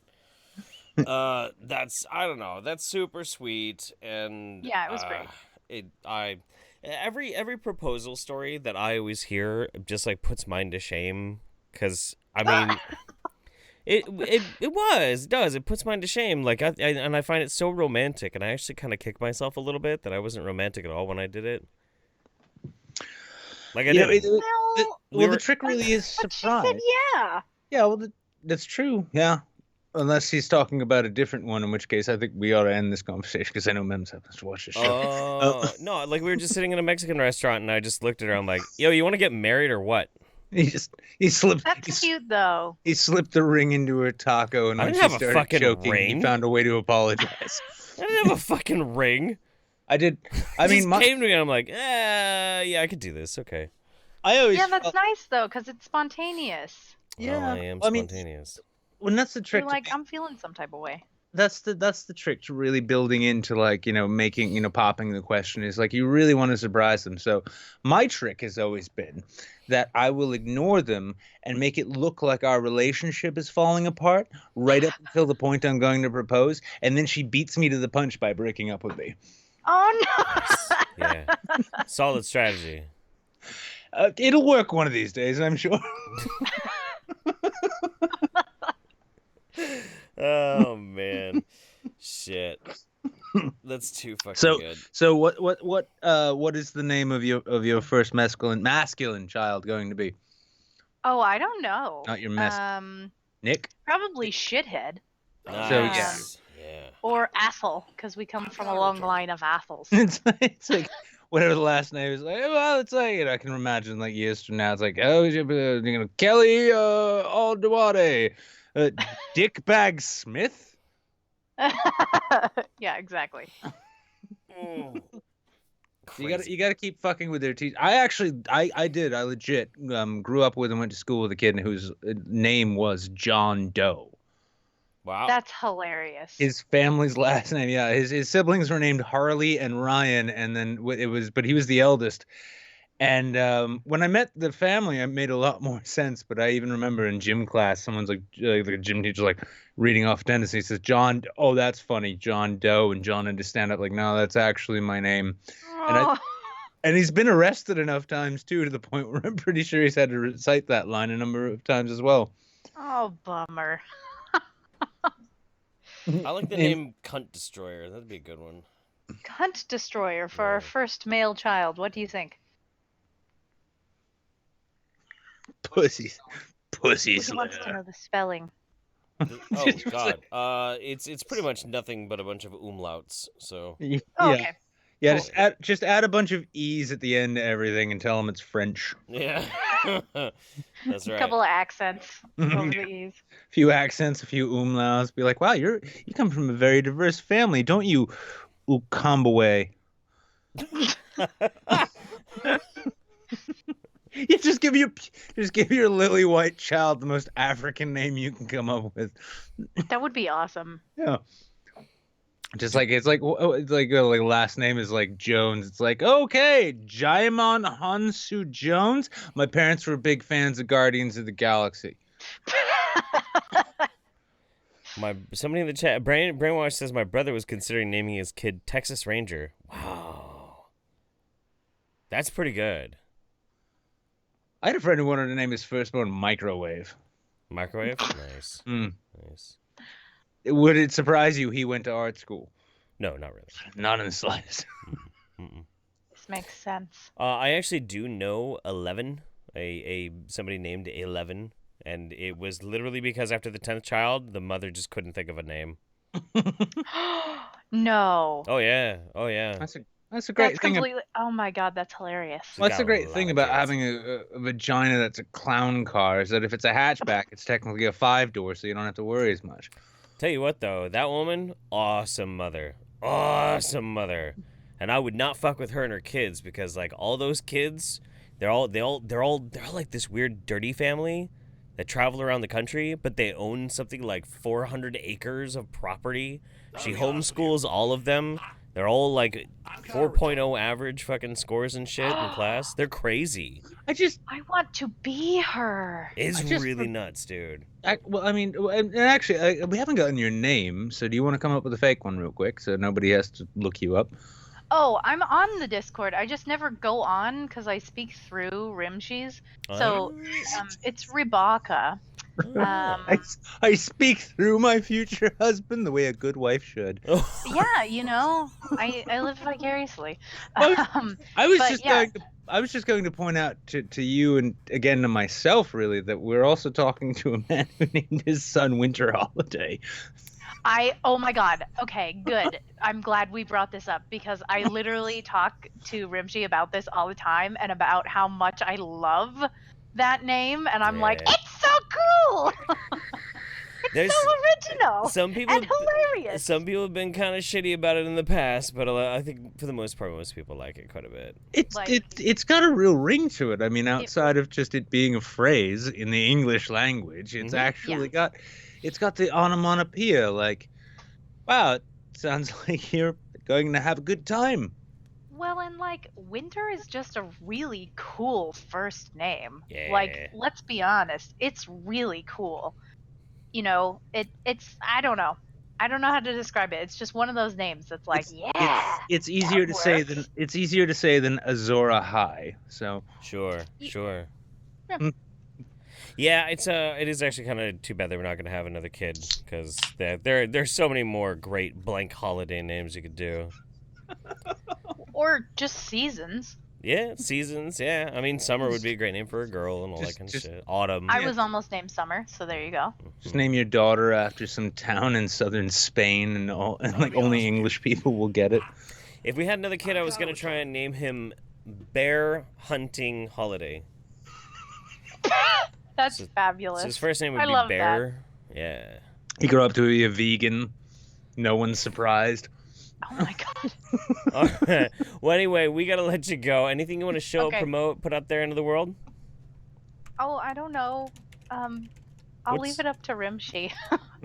You are such a good future wife. What's your favorite YouTube channel? Oh, I don't.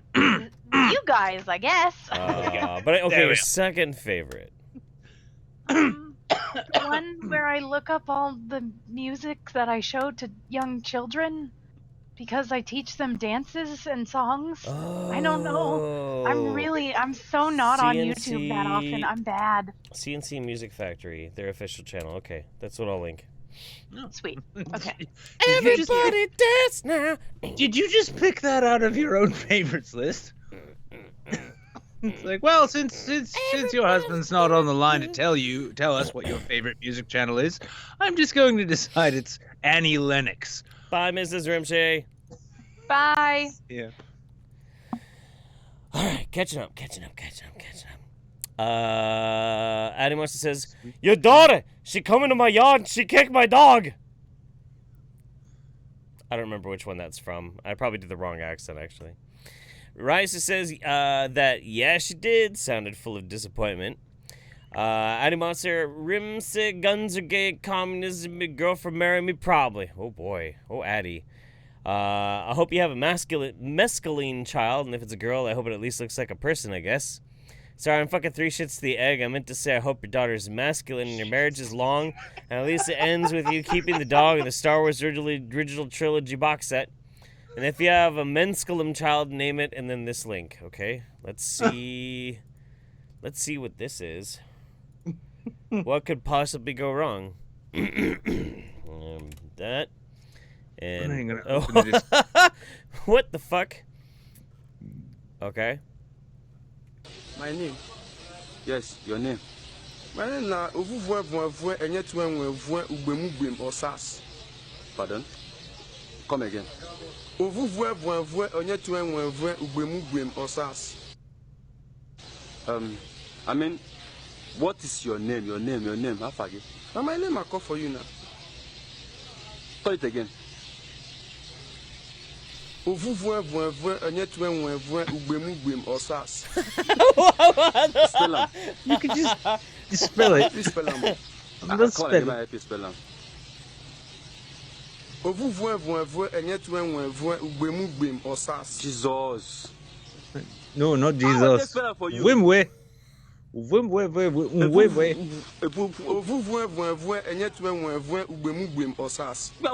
Holy shit!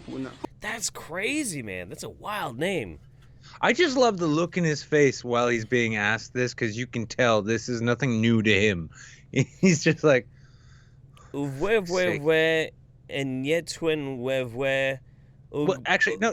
See if you can bring it back to a timestamp when it's spelled out. Mugbem Osas. Okay. Yeah.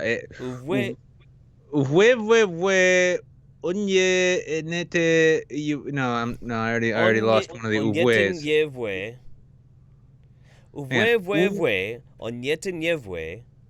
No, there's four ways. And then we go to Osas. Yeah. Hey, we did it! Can't wait until you're a guest on the show, bud. Dude, fuck yeah. I welcome anytime. Oh, Christ, I'm gonna have nightmares now. Yami says, all hail Mems of the House Holiday, the first of her name, Queen of the Saints, the amazing and the first men, Queen of all us peasants, Khaleesi, the great Oregon Plains, protector of Twitch, Lady Regent of the World, breaker of silence. She's definitely the breaker of silence. And the breaker of wind. Oh! Oops. It's a good thing there's a delay. Hey. You got about 6 seconds left, Jeff. I know. Here we go. Rhino says named after a motorcycle sound. It's named after a two-stroke, yeah.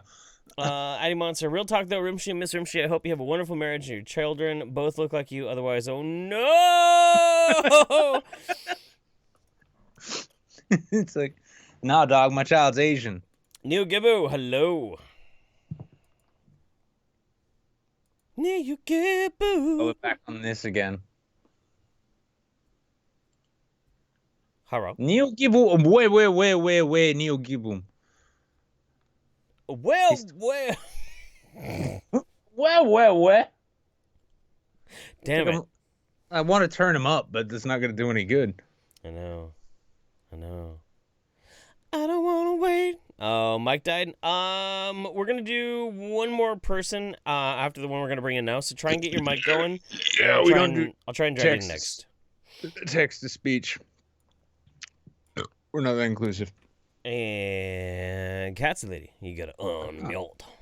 Hello. Hello. Hello.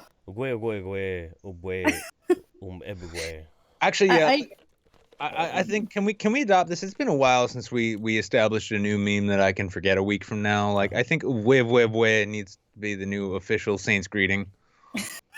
Okay. Of weh. Katzenlady. How do you? I gave up after the first vowel. Okay. There's plenty more to spare. So how are you today? I'm drunk. It's almost 3 a.m. for me. Ooh, nice. Yeah. So you're getting a good start to the day then. Yeah, definitely. Wake up and get drunk. Well, the thing we don't know is that until they leave the EU, the European, the UK is still under EU law, which means the weekend begins on Wednesday. True. It was decided by the French.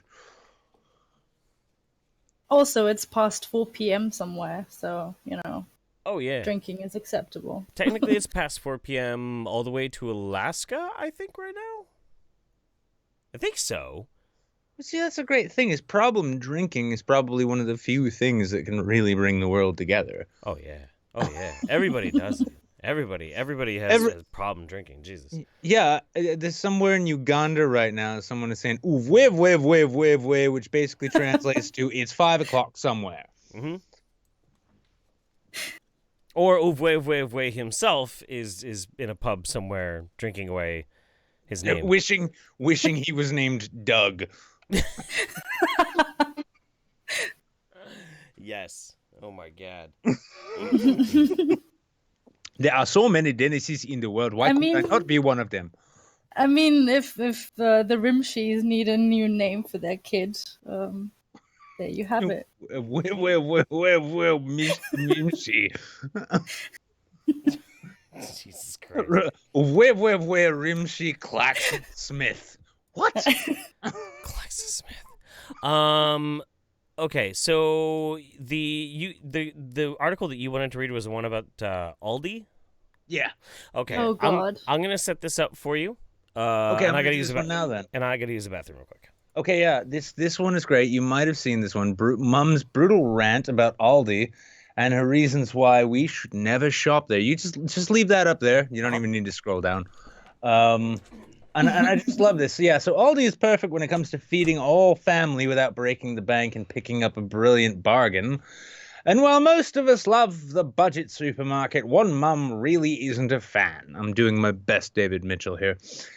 In fact, she was so unimpressed that she shared a hilarious rant about the issues with the store. She claims there is, quote, no right time to shop there and says your children would absolutely destroy you if you take them with you, reports Cambridge News. She also slams people who break Aldi's one-way system, referencing the bloody rebel Doreen, who forgets bread and goes around it backwards. Then there's the super speedy checkout worker, Turbo Tracy, who she claims is, quote, after an Olympic gold medal in food scanning. And so this is the rant the mother wrote, which I will read in my best attempt at a David Mitchell impression, I suppose.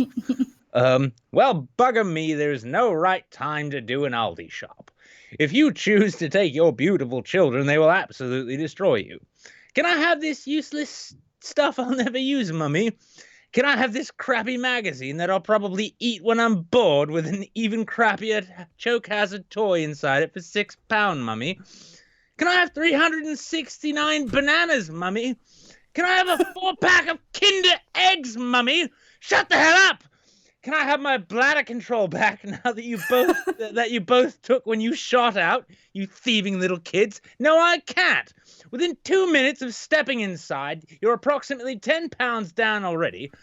You're hiding behind the cereal, having an anxiety attack, popping PRN propanol from your bag whilst carrying a shit magazine, 369 bananas, and watching your 3-year-old totally lose her shit on the floor because you won't buy her every Kinder Egg from the shelves. If you choose to go alone on the very rare occasion you have no kids, bloody Doreens will always out, and bloody Doreens are always out, and she will mess with your day. Everyone knows Aldi is a one-way system. You go in, then up, then down the aisles in one-way system until you get to Turbo Tracy's till at the end when you need another Propanol. If you get back to the milk and realize you forgot the bread, tough, you're screwed. You have to go back to the beginning and round again. It's an unwritten rule? Yes. No, not Doreen. She's a bloody rebel. She cuts across the aisles without checking her blind spots, like the bastard Stig in the Bugatti, and nearly takes you out. All for a pack of pot-cooked crusty cobs she can't even bloody chew. Jesus Christ, dude. That's savage. She's not entirely wrong, though. I mean, Aldi is a German supermarket chain. We all love our structure. It's all about the function. Is that so? Okay, so is it kind we of? Do not have ovens in our bakery department. Stop asking about the ovens. No, I gotta know though. So I mean, because you're in Germany, like, is it kind of an unwritten rule that everybody just kind of goes in one way through the Aldi? It's not an unwritten rule, but they wrote it down. I like that they every Aldi and every like Lidl, they have like the same kind of structure. You go in on the like right side, and then they kind of lead you around outside, and then you kind of go in between. So it's like, yeah, I don't know. I think it's like psychology. Like they've arranged things. So yeah, I guess maybe it is. Okay. All right. Yeah, that makes sense then. You've got that half-German teenager on his first job pushing a whole train of trolleys while a Jewish family walks by, and he just says, "Stop looking at me like that." God. Yeah, I mean, Ward of Demons, it's a thing done in the UK. You go one way. Wow. People, you guys are like serious about your grocery stores. What the fuck? What's a weird thing is because, I mean, if I'm not mistaken, I know at least in Britain you can drink pretty much anywhere you want. And so, like, if you want to crack a can of fucking Carlsberg while you're walking through the aisles and sip it down so that you can deal with apparently Doreen and her children, it's a thing you do. I think in the UK, you're not really allowed to drink everywhere, but in Germany, I've seen people just, like, pick their beer out and then go around the way they're supposed to. Shopping. Yeah. Yeah. People like getting ice cream and opening up the packet and eating that. Can I say on the record then, from an Ashkenazi Jew to a German, hearing that, we forgive you. The good thing is I'm not ethnically German. So. Good thing. Oh, that's a good thing. It would be terrible if I was ethnically German. I would never be able to live with myself. So yeah, I don't have all that guilt and burden. You should talk to Feldy about the forgiveness part, though. My family is from the Ukraine, where nothing that you've ever heard of happened. No, I'm one of those Indian immigrants. Oh my Christ!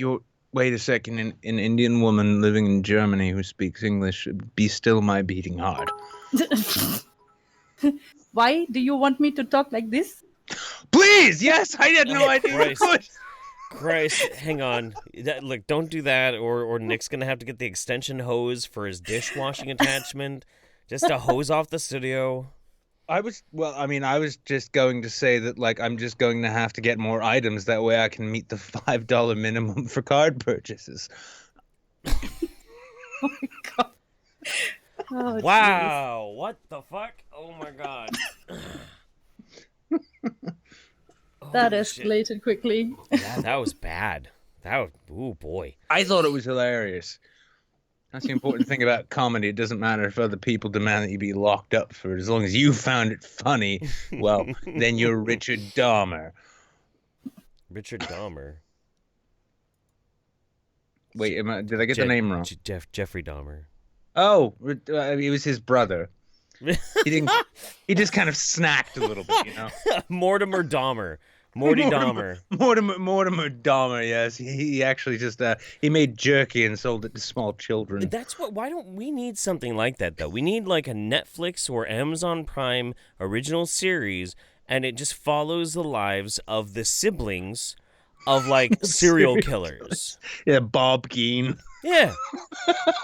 Bob, you know, like he was like a mime. Linda children. Linda Ramirez. Okay, this would be great. My neighbor's cat.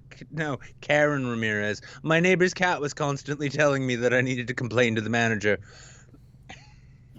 Jethro Dahmer. Holy shit. That's some crazy ass shit. What the Imagine, Crispy Jin's like, imagine being one of Hitler's siblings. I can. And I have the artwork to prove it. Larry. Oh my god.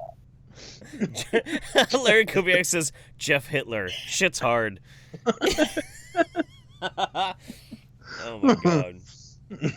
Wow. Yes, it's kind of strange. Goering's cousin lives in Philadelphia, and that's why the Pennsylvania transit system is so effective. Oh my god. Oh wow. See, this is what I get from watching British panel shows.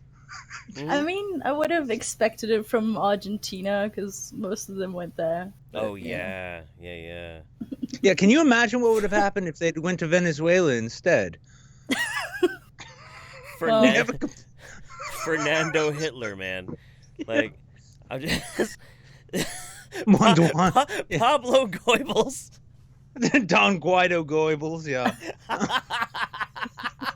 Oh, Larry has a good one. Adolfo. Adolfo Chavez took over. All of a sudden, there were no more native peoples. Oh my god. Oh, now it's dark. Okay, yeah. Oh shit. Holy fuck.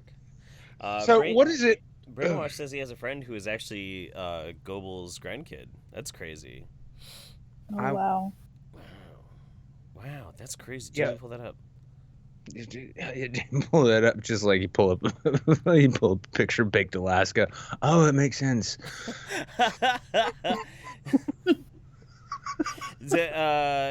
G Money's like, do you think there's another guy named Nicholas Cruz that woke up one morning like, thank God all my DUIs will be the first thing that comes up when people Google my name? See, no, like, okay, no, for sure. But this is something that I think is really crazy because there's a reason why porno actors and actresses give themselves really funny or really notable names because you know, you want to be easily found and you don't want to be confused with a normal person. Well, normal, you know, a person who's not a porno actress, right? So there was an actress recently that I Googled, and she shares, I'm trying to remember what her name is,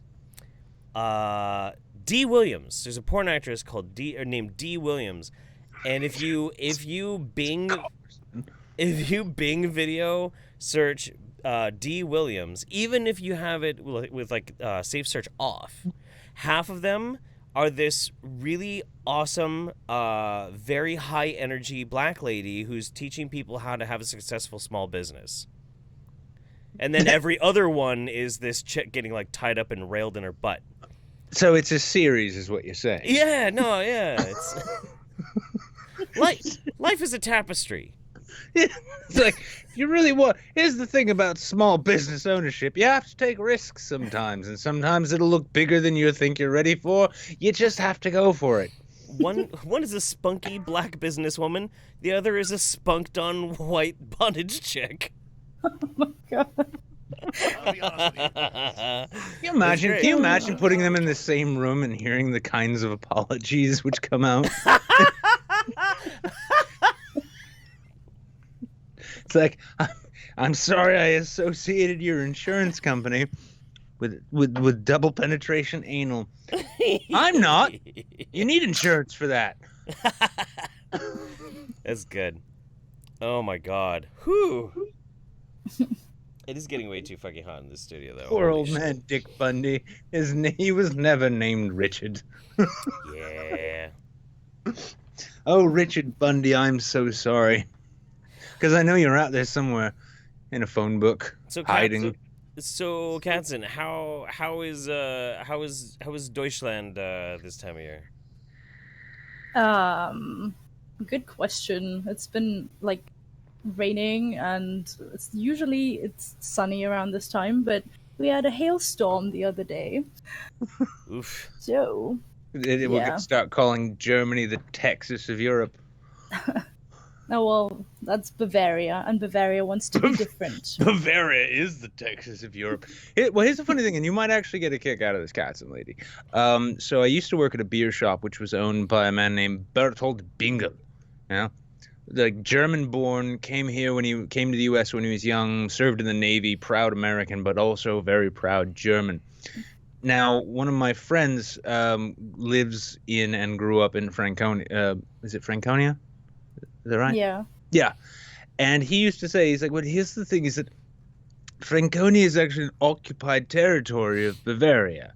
And if you ask Germans, you will find out there are many different parts to Germany. And Bavaria thinks that they're all of them. And then I asked Bert, and he said, no, yeah, it's all Bavaria. All of it. Mm-hmm. Well, yeah, it's not a stereotype, unfortunately. Jeez. Well, is there anything that you would share, shill, or promote, put out there for the world with us? I mean, Gator's already mentioned it. Io's shop, she makes custom collars and all kinds of leather works and stuff. Oh yeah, she does the chainmail, right? Right, and she's also now got a Discord that they're trying to like set up. So I think a bit of publicity wouldn't be bad. Yeah, I remember she was making me a chainmail wine bottle cozy.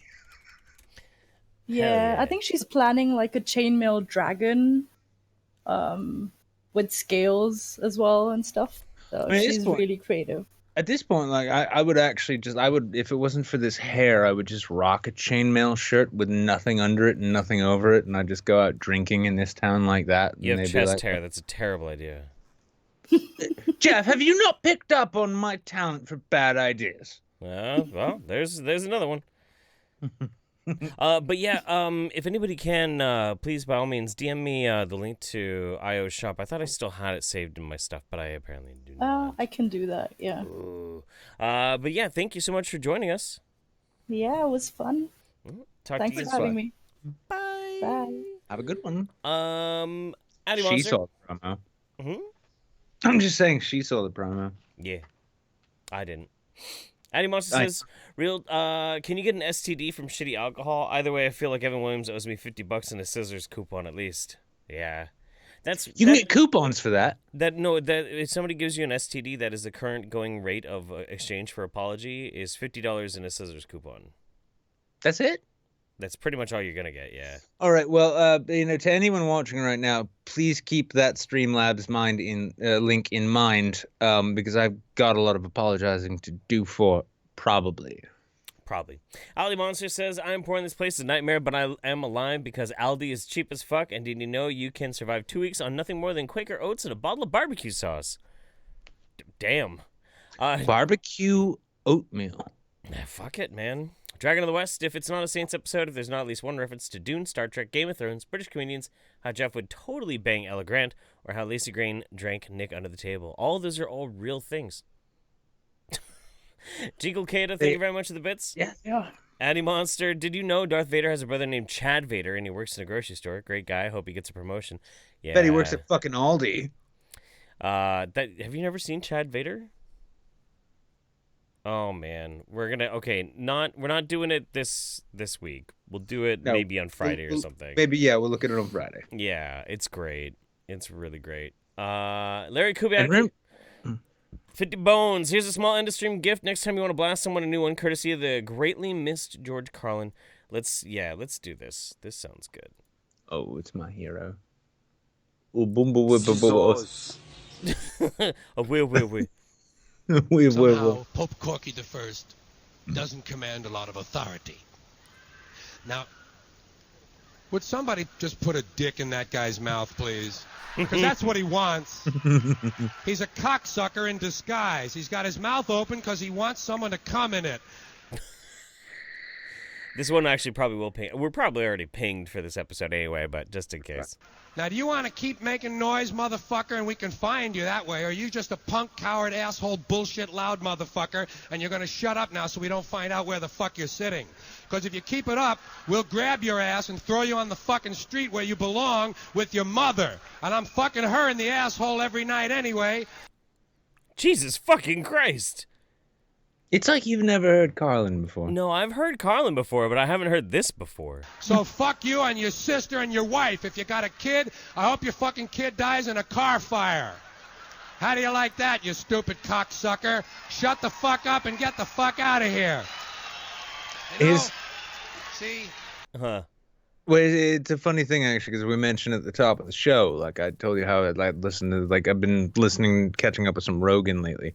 When he was talking with Jesselnick, I think last week, Jesselnick brought up, here's the thing, it was, so Carlin, as he was trailing off, he had a Vegas residency, which means you do your same show at Vegas over and over again. Right. And he put a whole bit together. I think it was like a 20-minute bit or something like that, called I Like It When a Lot of People Die. Yes. And you've heard it? Yes, I have. Okay, do you know when that first dropped? It was a while ago. It was not. Oh no, it was a while ago. It was a very specific date, actually. It was September 10th, 2001. Oh. Yeah. And this is the reason if you look this Carlin sketch up, at the most you will find an audio recording. You will not, to anyone's knowledge, at least now, find an actual taped recording of him doing that bit, because he does that shit drops, and then 9/11, and then he said, no, we got to get rid of all of this. We've got to get rid of it. And they scrubbed it as much as they can. You can still find, I think, as you've heard it. Yeah, I have heard it. Yeah, you can still find it. But yeah, Carlin's whole shtick about he likes it when lots of people die. Yeah, it was timing.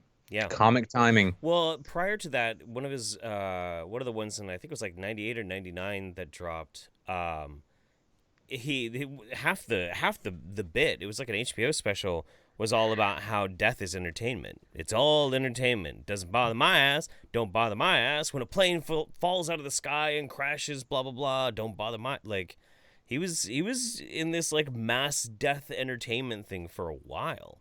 Well, he was dying. Well, I mean, he recognized he was pretty much dying. He was just slowly withering away. He hung on for a while, but yeah. Here, let's finish this real quick. See? You gotta use psychology. You gotta be a bit of a psychologist up here and know how to appeal to a person. Yes. All right, let's grab NeoGibu. I believe this is working now. Hello! Hey, how you doing? There we go. Excellent. Good to hear you, buddy. Good to be back with you guys. Sorry about that. Turns Turns out the problem persists. Oh no! Indeed. Oh no! I think it cut out again. We got to turns out, and then it cut out. NeoGibu, can you hear us? Yes, I can hear you. Like I was saying, it turns out I'm just an idiot. I had a connection issue with my microphone. Oh, no worries, man. No worries. Helpful when it's plugged in. I mean, yeah. It turns out that is a good thing. So we got an article to go through with you here. It's our last article of the night. This is a thing. And I'll be right back. Yeah. So Nick found this thing.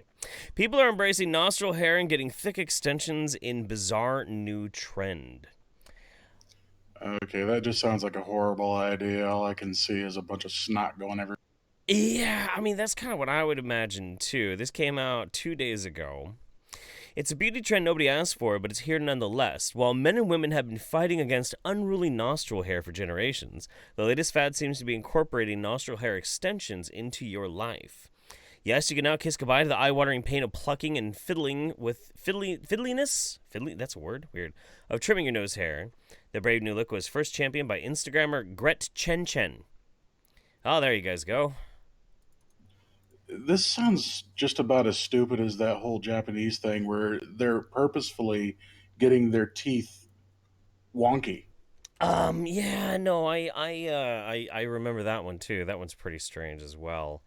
I'm just going to leave that up and keep reading this in another browser. She's fake eyelashes to achieve the avant-garde aesthetic, but we imagine if you're blessed in the nose hair department, you won't need to resort to falsies.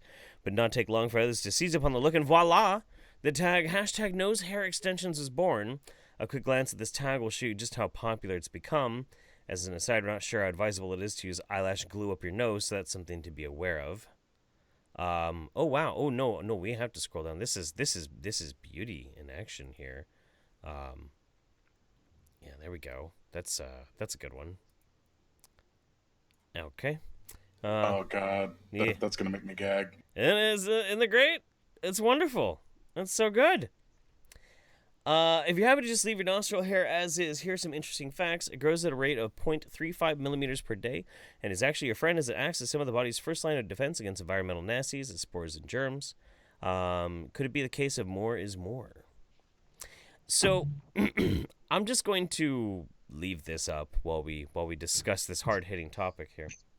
My first thought, really, when I found this article was like, so you had the hipster trend where, every guy was trying to look like his grandpa did when he was his age. I just have to wonder if this is going to translate to, like hair plugs in the ears for guys in their 20s. And they're going to walk around in suspenders with bow ties with Bosley implants just springing out of their ears. Okay.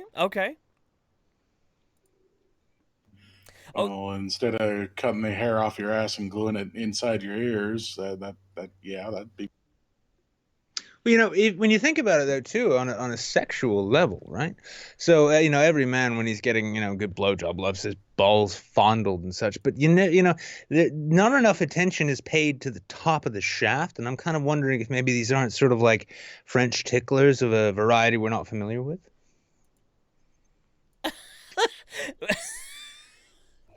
Look, all I know is I have exceptionally aggressively enthusiastic nose hair. It comes in very quickly. It sprouts like some weeds sprout out of my fucking nose, and I have to constantly be vigilant. I have to yank that shit out constantly. Yeah, but how quickly does it really come, Jeff? Oh my god, it just comes so quick. It comes all over the time. All over the place. And that's why you got to grow that nose hair out, so you can catch it. Listen. My nose hair just comes and comes and comes, and I just can't get it to stop coming. I try everything. I clip at it. I tug on it. And it just keeps coming. Look at this picture, though, because looking at this, I'm suspecting that she actually just moved, like photoshopped her eyelashes. Look. Probably. No eyelashes. She doesn't have any eyelashes on her eyes, yeah. Exactly. Mm-hmm. Nostril lashes. But yeah, I mean, shit, dude. That's If you don't stop thinking that, it won't go away. It's stunning and brave. Stunning and Yeah. brave. I Oh don't my know why God. it's making me so Oh, ill. it's so good. I just want to pet it, you know? I just want to God, see. that is awful. Why the fuck? I can't. I can't explain this. Oh no. Oh no. How could this happen to me? I'll be honest with you. Why? The only thing I had today. Oh, that's why nothing's coming up. All I have is toast. Christ, I can't wait until they start dyeing them colors too. That'd be great. Like, is that a nose ring? Oh God, no, it's not. Oh God, Jeff. It's like she stuck some fucking triples up there. Star Wars, Star Trek reference. There we go. We got it in. I honestly think that I would rather watch The Last Jedi than let you play with somebody's nose like that. Can you imagine this being the O face you see after what you think was a really good performance? I think that's why Cannibal Corpse did the song "I Come Blood." I think that's why the lead singer of Mindless Self-Indulgence went angrily gay. He did seem to go gay because he had something to prove. Yeah, it really wasn't so much like I like dick as much as whatever's attached to that vagina. I hate my mom. He went gay. Well, there is that, yeah. He went gay like revenge movies go violent. It's like a Tarantino homosexual film. Yeah. He went Kill Bill against the pussy. Yes, thank you. No, that's good. That's good. All right. Seriously, if you took the rest of the face away though, and you just put that image in the middle of like a picture of like the Hubble deep space photo, everyone would be terrified. The old ones are coming back. Yeah, I could totally see that. Yeah. I love how the chat was begging for you to make it stop too. Oh, come on, you fucking pussies! What the shit? Don't be a pussy. Come on. I'm to be honest, I'm totally with them, but at the same time, it was hilarious. Actually, I'm kind of thinking, Jeff, you should make that a thumbnail for when we upload this to YouTube. That way, no one wants to copy strike us. Addy Monster says, I prefer meth, honestly, and then sent me this picture, so I thought I'd just go ahead and put that up there. There you go. Now, the Evan Williams is not that great, but have you tried the Jack Daniels honey? I've tried it. It's not awful. It's drinkable. I know. Well, I live about an hour from the brewery, so it's distillery. Cool. Hey, I don't drink anymore. I haven't drank in 7 years, but I've actually went to a couple dates. How do you survive this show? I learned other things, like, just laughing at you guys because it's just meditation, and then I periodically look in the mirror and realize at least I don't have to be them. Well, Jeff actually knows the reason why I don't drink anymore, and I'm not going to say it on air, but he can tell you. Sure. If you're like legitimately sober, I mean, good on you for that. I've tried. No, I haven't, but I'd like to someday. So Nick Sober is basically like communism. It's never really been tried. Yeah, technically everyone is supposed to be having a good time, but no one ever does. Yeah. Oh, so Nick Sober is Venezuela. Yeah, kind of. Yes. Yeah. Yeah, I mean, last time I drove sober, I ran over several people, so. Yeah. Oof.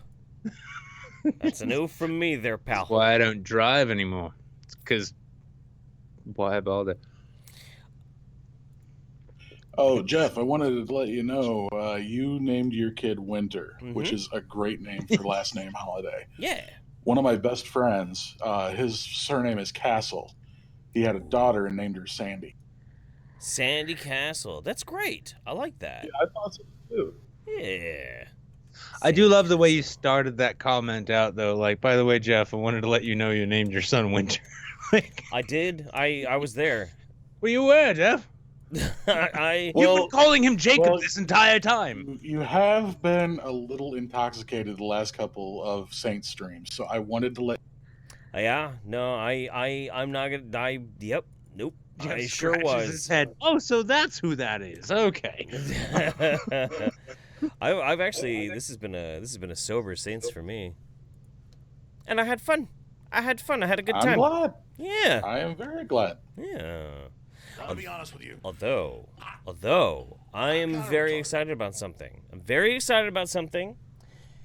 And I am really hoping that this also comes to Oregon. And I think that we should all be very, very pleased because it's a step in the right fucking direction. But, ladies and gentlemen, we did it. It's been done. It's been done. Denver is the first in U.S. to decriminalize psychedelic mushrooms. It's official. Dude. Things are going to get really interesting in I have to move to Colorado. Denver now.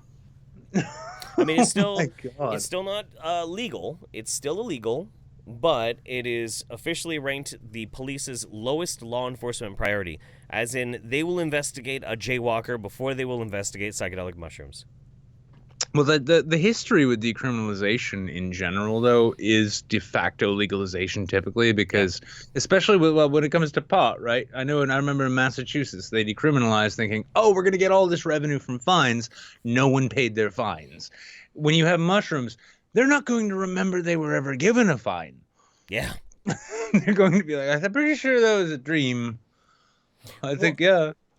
You look like a green meanie from Yellow Submarine, so sorry. I really, really, really enjoy when back in the day when I used to do drugs, because I don't do drugs now. But one of the reasons why it'd be nice if this is legalized is because I wouldn't mind trying again. But I did in the past have a lot of success with microdosing with mushrooms, where success with that. I did. I wake up in the morning, have a cup of coffee, and eat 2 very tiny little caps of a mushroom and just go about my day and had a great time. Oh, I'm sure. When I say I didn't have success with it, it's because I'm like, I'd start out like, I'll eat this tiny little cap, and maybe that other stem too, and then a couple more caps, and I'll be fine. Oh, look, the bag's gone. Yeah, you can't do that. You must have discipline. Oh God, yeah. It's only a few years until we could do mocaine, man. No. Here's an actual genuine question though. Do you think LSD should be decriminalized or legalized? Yes. Absolutely. Absolutely. 100%. What about mescaline? Yep. Hell no. Okay, now we've got a conversation. You've definitely done mescaline then. Because if you answer yes or no, you might not have done it. But if you're like absolutely or hell no, then both of you have done mescaline. I'm kind of retarded. I haven't. Oh, okay.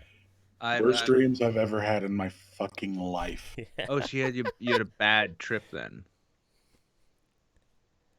Mescaline will fucking kick your ass. Oh no, I've been told, and it's one of the things. I don't know if he's watching still or not, but my dad. These are the kinds of stories. Like if they weren't the stories of how stars were born and how physics worked, and this might make a little more sense. Were stories like when he was a young kid in New York tripping his balls off on mescaline. He gets onto the subway car, and then an entire flock of police cadets get on at the next stop. And he's sitting there, and all he can think is, oh, lawmen are here, and all of these weirdos. And he just apparently stood up and screamed, circle the wagons! And no one knew what to make of it. And the police cadets got off at the next stop. And then he just sat back down and found it the most hilarious thing that had ever happened to him. So... And I hope your first child is a mescaline child. Mescaline child. It comes out all kinds of colors. Look, here's multiple limbs. Here's one thing I want to add to the whole mescaline thing, just real quick. Okay, so you know how there's vegans, and there are CrossFitters. I wish they would tell us about this. I know. There's vegans, there's CrossFitters, there's that kind of thing. If you are hardcore in the Psychonaut tripper scene, we have our own version, and it's people who do mescaline. Oh, I thought you were gonna say ayahuasca. No, that's because like it is actually really legitimately difficult to do an ayahuasca trip in the United States. Like you gotta know somebody. Yeah, but what or DMT for that matter? DMT kids love telling you how they Oh no, understand the universe now, man. those are the new CrossFitters of the tripperdom. Because you would be able to find like 90s into 2000s, you could find mescaline pretty easily, but not a lot of DMT. Now DMT is like fucking everywhere. It's all over the fucking place. It's crazy. So Yeah, I think I'll stay far enough away from that if it's anything like mescaline. what, DMT? No. Yeah. It's nothing. No. It's nothing like mescaline. DMT is like a 3 to 5 minute trip. I heard it was like 20, but no. Well, it's like, short. You gotta have. It's like a salvia trip. No. In terms of length. In terms of length, yeah, it's about the same as a salvia trip, except salvia is brutal and DMT is just. It's like you got on a psychedelic roller coaster for like 3 to 5 minutes, and it's fun. It doesn't make you uncomfortable. It doesn't make you fucking lose your shit. It's great.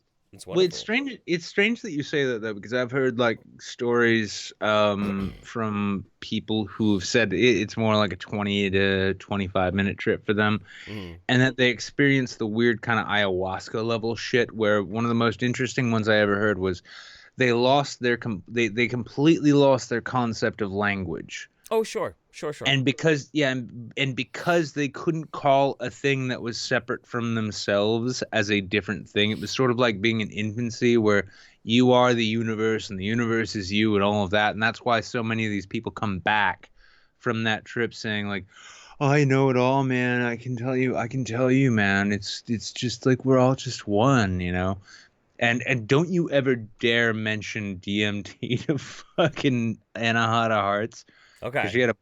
She had an ex-boyfriend apparently who went on a DMT trip, and he went from a hard-working, upstanding individual to just this crunchy wook who was yeah. Look, I'll put it this way: it's the same as anything else. It's if you put, and this is coming from somebody who did a lot of like psychonaut experimentation. Like I did a lot, especially with DMT, and intentionally experimenting with it for this purpose.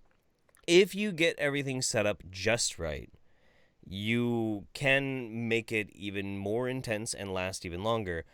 For instance, I got it down to a science for me. Very dimly lit room, very minimal light, maybe even just like Christmas tree lights or something like that. A good sound system playing Rat-a-tat. That was important for me because Rat-a-tat is fucking tripper music. It really is. Yeah, it is. Like... My thing when I was doing any sort of tripping or anything like that, it had to be Snoop Dogg and it had to be Murder Was the Case. Oh yeah, dude, that's good What shit I- too. Oh So- no! Well, real quick, just because I need to add to that, I think maybe where I went wrong was when I was eating a lot of very powerful acid. I'd listen to Vast. Oh yeah, that's good. So basically, you do that, and you make sure that you have your DMT in some sort of suspension that's going to be really, really easy to take. And then you blast off, however method you have, whether you're smoking it or you're vaping it, and you hold it in. And then just as you start to let it out, you do it again. And again. And what starts happening as you're sitting there is reality starts becoming colorful. It's all dark, but all of a sudden rainbows start to appear and crawl into your vision. And you just keep trying to hit it until literally you can't, and then you fall over. And you'll leave your body. You'll forget that you're even human. You'll forget that you are actually a three-dimensional being, and you will exist as a point of infinitesimal nothingness into the grand scope of the universe for like 20 minutes. And you'll go surf through the cosmos and fucking hang out with the rainbow goddess, surf on the fucking Firebird through space, dive into a goddamn crazy-ass black hole. You'll have all this crazy shit going on. And all of a sudden, kind of like bleeding through very thin paper towels getting soaked by water, reality will start coming back, and then you're back. And it's the most ridiculous thing you've ever experienced because holy shit, I can't believe that was a trip. Whoa! wow, I feel like dude, I missed out great! so And it was much right awesome. now. I really do. It's That's so what I was. fun. That's always what I was hunting for with acid. Instead with acid, it was always like, okay, well, here's 6 hours of you trying to figure out what the fuck is going on. Nah, yeah, I can't even get behind. I can't even really do any of those types of things anymore. But DMT, is just ridiculous and really fun if you have the opportunity. It is a singularly interesting experience. Well, it's a weird thing too, though, because I've also I mean, if you've ever seen I'm sure you have, and Neo. Yeah. I don't know if you've seen it too. Like there's a documentary called The Spirit Molecule. This is one that. Yeah. But I mean, what I found interesting in that though was that they were pointing out like in the old clinical trials, like they actually had a number of opiate addicts who, after going through a very intense and very pure DMT experience, came out with absolutely no desire to do that drug again. And because one of the things I've heard, I've heard it a lot more because I've had a number of friends who've gone on ayahuasca trips and they've done the whole hike up the mountain into, in Peru shit. Sure. And they say that like one of the most common things I've ever heard with it is like you experience death and you Ayahuasca? die. Oh yeah. Yeah, and when you die, ayahuasca is not a pleasant experience. Well, no, I mean, they say, like, at the end it is, but they say, like, you experience your death and you freak the fuck out about it. And I've heard about this with DMT people, too, is that you experience death, and then after you're over it, right, and once you're no longer freaking out about the concept that you've died, you kind of come to accept it, and that's when all of the universe comes pouring into your mind and shit.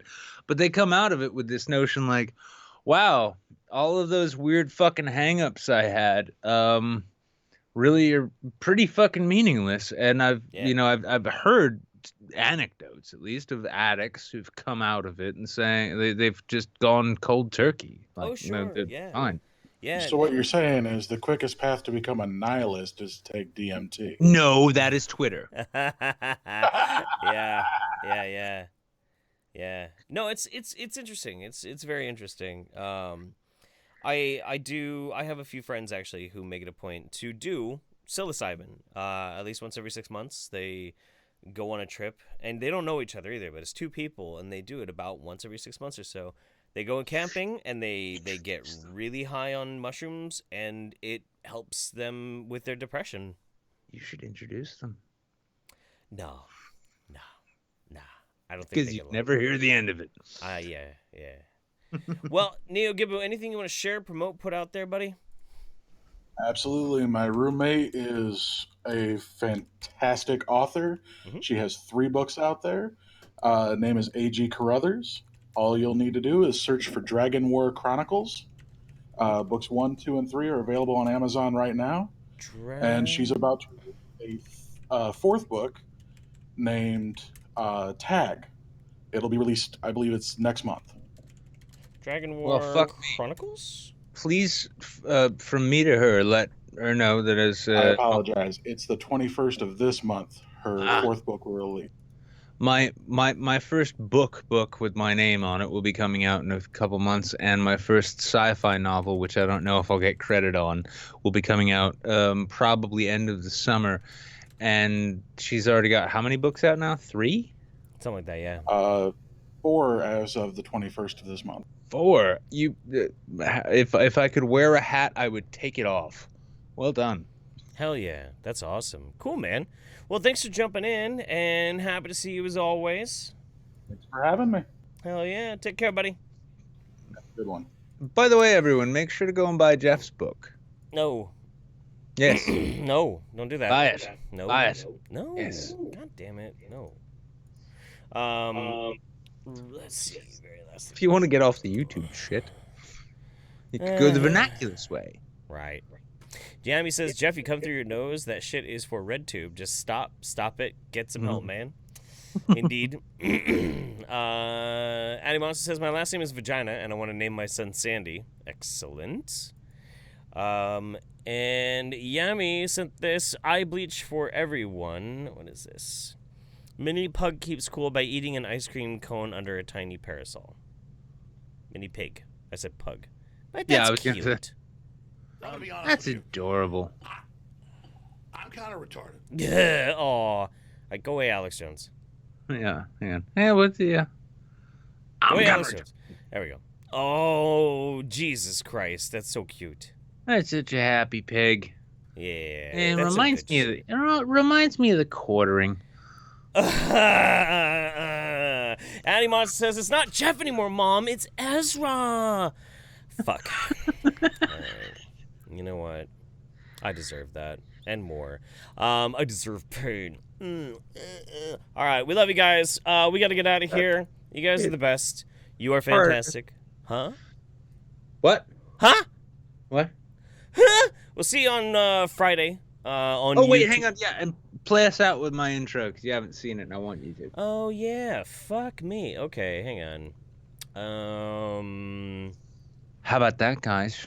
That's right. We're playing you out with the promo, which came out to get you to watch the show in the first place, which hopefully you've already watched. We've been your midweek saints, and Jeff, I think, has got it sorted. Yep. Hopefully. Bye, everybody. Bye.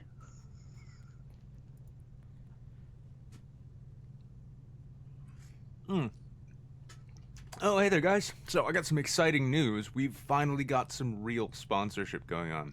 So before we jump into this now, it's important to know, identity theft online's a real serious issue. That's why we've partnered with one of the cutting-edge identity theft protection firms out there to help you keep yourself safe while you're surfing the internet. So I'll see you tonight, 7 p.m. Eastern, 4 p.m. Pacific, over on Twitch. Now enjoy this ad from our sponsor. Hey guys, how you doing there? Tell me, how often does this happen to you? You're surfing around on the internet, right? And you think you're about to sign up for what is a bona fide monthly subscription service for like magazines or recipe tips or the Frog of the Month Club. And then next thing you know, blammo! Your identity has been stolen by Indo-Chinese hackers who want to use your personal information to buy them themselves a boat. Well, worry no more. My name is Lester Moe. I'm the founder. I'm sorry, Frog of the Month? What the fuck? Yeah. LessMeNot.com. And we're here to protect your identity from online thieves and hackers. Our 12-step security protocol utilizes cutting-edge password encryption, where we turn all the letters P and D into numbers ranging from 5 to 7s, making sure that those sneaky bastards never crack your codes. More than this, we offer a premium package, where one of our trained and certified specialists will personally oversee your account activity, making sure you're always covered in this shopping environment. Wouldn't do that. Seems sketchy. Fucking Albanians. Signing up is easy. Just go to molestmenot.com, set up a profile, enter your name, date of birth, social security number, bank account, and routing number, all the numbers of your debit and credit cards, your mom's maiden name, the name of the street you grew up on, the name of your first pet, your FAFSA ID, employer tax ID, home address, mailing address, 3 personal references with their phone numbers and emails, a picture of your license, birth certificate, and just for good measure, a picture of your house. And you'll be on your way to a safer, happier tomorrow.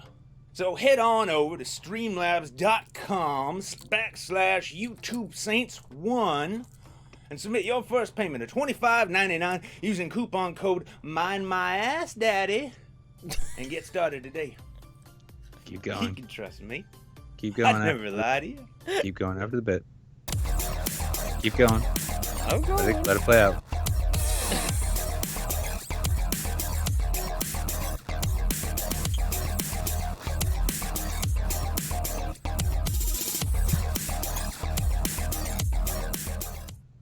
So, you got any plans later? You can come on to my house. I got Avatar. That's the best one you've ever done, man. That's great. All right. Good night, everybody.